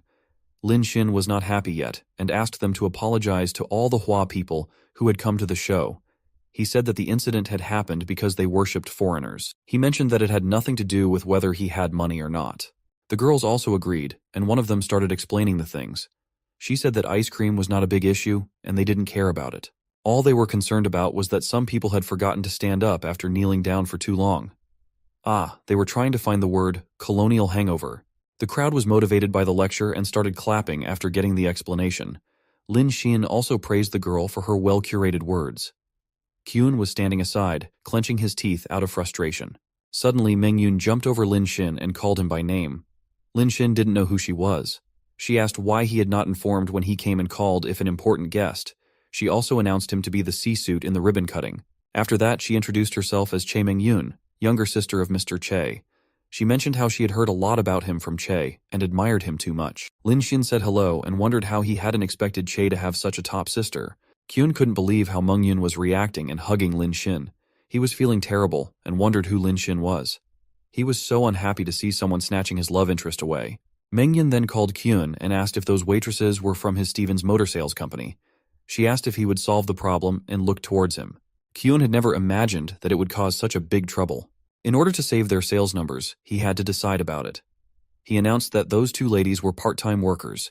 He mentioned how angry he was with their deed and fired them immediately. He knew that those two people were not any assets, so to cover up his mistakes, Kyun fired them. The waitresses tried to explain that this was not their fault, but he didn't listen. Mengyun was still not satisfied with the resolution, and it made those waitresses panic. She asked what she wanted even after that. Mengyun asked Lin Xin if they should use the security to beat those girls, but Lin Xin asked them to ignore them. Mengyun told those ladies that Mr. Qian was kind enough to let them off without punishment. The ladies were bowing down in front of Mengyun and Lin Xin. She cursed them and asked them to leave quickly. Those girls started running in a hurry to save their lives. A girl even slipped and fell on her face. The scene was so comical that the crowd could not stop laughing at them. The crowd started talking about the incident. They didn't know about Mr. Qian, but first time seeing Mr. Che's sister took the initiative to approach a man. They referred to her as their goddess. Shukyun realized that it was the person who had humiliated him on the live broadcast. He was very devastated that Qian was there to take his love interest away. Someone asked Mengyun if the Mr. Qian she had mentioned was the one who loves to spend lots of money on the live broadcast platform. A man approached Lin Xin to tell that he was from a Jiangbian sales company. People started commenting how they were admiring Mr. Qian. Shukyun went to Stephen and bowed down to apologize. He informed him that the matter was dealt with very smoothly. He mentioned how he had no idea that the person making the ruckus was a high-class second-generation, Qian. He said that Qian had little money, always showed off, and caused disturbance wherever he went. He called Lin Xin antisocial and pointed towards the crowd. Kyun told Stephen that Qian might have tried to cause trouble to affect the sales of their Baomu automobile. His accusations were enough to provoke Stephen to step in the matter. He went to Mr. Qian and introduced himself to him. Stephen mentioned how he had heard about the Qian's richness and urged to spend money. He stated how he felt it to be fake and smelled the stench of some Ponzi scheme. Lin Xin had no idea what it was and started itching his head. Mengyun explained that the Ponzi scheme was invented by a foreign scammer, where some powerful people with empty pockets defraud people of investment. Lin Xin said to Stephen that foreigners like him had invented it. Stephen ignored the attack and stated characteristics of the scheme.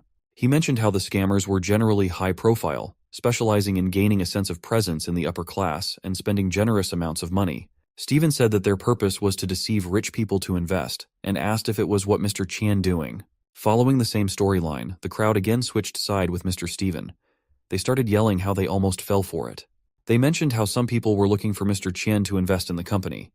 They said that he turned out to be a scammer. Mengyun asked if Stephen had any proof against Lin Xin that showed him to be a scammer. She warned him to stop slandering Lin Xin without solid evidence. In response to that, Stephen asked if Mr. Qian had any proof that would show that he was not a liar. Lin Xin had no interest in proving his wealth to an old man. He mentioned how he was feeling sleepy and said that he would get some water to refresh his mind. It infuriated Mr. Stephen and he started yelling. He pointed towards the three girls who were demanding ice cream previously. He said that those girls who were getting praised a few moments ago were working with Mr. Qian to deceive people. The girls were offended with that baseless claim and called it complete nonsense. Stephen didn't step back and tried to terrify those girls. He demanded to know the truth and warned to call security otherwise. His face was looking terrible with a clenched jaw, intense eye contact, and furrowed brows. Lin Xin couldn't bear that anymore, and returned to the stage. He congratulated Steven for pissing him off and agreed to play with him. Meng Yun was also angry at Steven and said that he was bullying those girls as he couldn't handle Lin Xin. She called him despicable in disgust. Steven asked if Mr. Qian would run away from the game. He stated that it was very simple to prove to him that Lin Xin was not a scammer. He asked Lin Xin to prove that he was richer than him and promised to believe Lin Xin in that case. Steven also warned that he would tell the whole Yangjiang city, Lin Xin, to be a scammer if he could not prove it. Meng Yun gets mad at Steven for that trick. The crowd started discussing that Steven was one of the top 5 car dealers in Shanghai who went to Yanjing to promote the new Baomu car. They commented that fake rich second-generation Lian could not be richer than Mr. Steven. They assumed Steven to be the winner. Lin Xin asked if Steven really wanted to play that game. He agreed to do as he said, but with a condition. He said that Steven would have to announce in the whole city that Steven had specialized in harvesting Chinese leeks. Lin Xin asked if Steven had the guts to agree to that condition. Steven was confused and started Lin Xin for a while. He then commented Lin Xin was very arrogant and promised to flatten him. After that, he called a man in a yellow shirt to come over and announced to give that man a luxurious car, worth 10 millions for free. The man could not control his happiness and thanked Steven for it. Steven asked if Qian would dare to play with him anymore. Meng Yun started yelling and called it unfair as the company was owned by him and the cars were his. Steven stated that even if he was the owner of that place, those were goods which he had actually paid for. He asked if there was a problem, or Mr. Qian had no money for it. Meng Yun was not ready to accept it, but Lin Xin calmed her down. He agreed to play and said that the supercar in the general car exhibition area was not bad. Those cars were worth 20 millions each. He announced to give the 3 girls, who were accused by Steven, 1 car each. He stated that it was to comfort them for being mentally hurt. He paid 60 million yuans instantly. The crowd was shocked and started praising Xin again. They mentioned how Qian had paid the full amount without breathing. A man was embarrassed to doubt Mr. Qian before. He said that he was just kidding and never believed in Steven. The girls were also terrified to get such expensive gifts. They paid respect to Xin and couldn't thank him enough. Lin Xin asked not to take it personally and said that it was a competition, which they couldn't afford to lose to a foreigner. Meng Yun was so impressed with Lin Xin inside hugged him. She praised Lin Xin for being handsome and special. Steven said that it was expensive, but wanted to taste how many more Lin Xin could afford. Steven announced to give another 1 car worth 10 millions to a next passerby. He asked if Lin Xin would still dare to pick that up. To his surprise, Lin Xin also started giving cars to random girls. The two played the game for a while until Lin Xin had given a 32 millions worth car to a girl. Steven stopped the game there, and Lin Xin asked if it was all they had. Shu Qian approached Steven and informed him that their dealership was all out of cars over 10 million. There were only 2 cars left, which were given to Thomas. All the other cars were given to passers-by, and they had lost tens of billions. Steven could not figure out how that is even possible.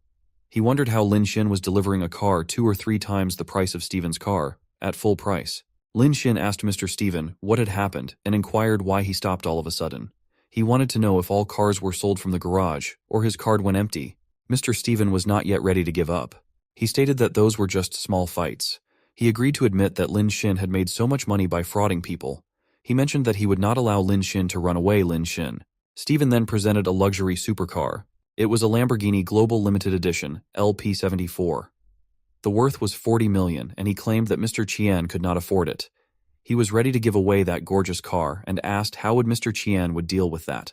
Lin Xin was looking at the car and wondered if it was so. Steven thought that Xin was afraid and asked if he wanted to run away. He mentioned that Xin would lose if can't match the level that time. Meng Yun considered it too much and yelled at Steven. She mentioned that Lin Xin had already spent more money than him. She asked how Steven had dared to claim that he was following rules. To his defense, Steven mentioned how he only asked Lin Xin to pay the same amount as him. He said that he had never told Lin Xin to spend all his money. Steven clarified that it was none of his business if Lin Xin wanted to play more. Meng Yun was so frustrated with him and called him despicable. A man commented that no matter how much money Mr. Qian had, he was just cheating others. He asked to find out relevant departments to investigate him. He also asked Lin Xin not to compete and said that a con man could never get his hands on a limited edition at once. The man who had promised to support Lin Xin was worried that Xin had lost all his money. Mr. Qian heard the word limited edition, went to a very lucrative car, and asked if it was what a lucrative car means. The crowd could not believe it, as it was the concept car Phantom of Rolls-Royce. Steven sarcastically said that it was just for exhibition, and not for sale. Shu Qian said that Lin Xin had hit the wall with his fakeness. They started insulting Lin Xin, mentioning Chinese idioms. They said that Lin Shin had made them appreciate what the idiom, "a dog jumps over the wall," looks like. Stephen called all the events to be a clown show and demanded Lin Shin to kneel down. He asked to admit him that Mr. Chien was a scammer. The pride was shining in his cruel eyes very well. He also advised Lin Shin not to play any tricks in front of so many people. Before he could even complete the sentence, Mr. Che rushed towards them. He was so fast that Stephen was thrown out of his way. Cha extended his hands towards Lin Shin to hug. He was excited to see Mr. Chien there and asked why Lin Shin had not informed him about his arrival. He said that he would have come there to pick Lin Shin up. Everyone was shocked by Mr. Chi there. He held Lin Shin's hand and showed him the Rolls-Royce Phantom ordered by Lin Shin. He also started apologizing for putting that car in the exhibition area to attract visitors. He hoped that Lin Shin would not mind that. Cha also asked if Lin Shin would like to take a test drive at that moment. The crowd was shocked to see the climax. They yelled and asked if it was really the car of Mr. Chien. They couldn't believe what had happened in front of their eyes. Stephen was the one who also threw up blood. Lin Shin explained that he would not opt for the test drive. He said that he had faith on Mr. Che and was ready to swipe the card. He also announced that he would give that car to Che Mengyun. The girl couldn't not believe her ears, and Lin Shin kept staring at her with admiration.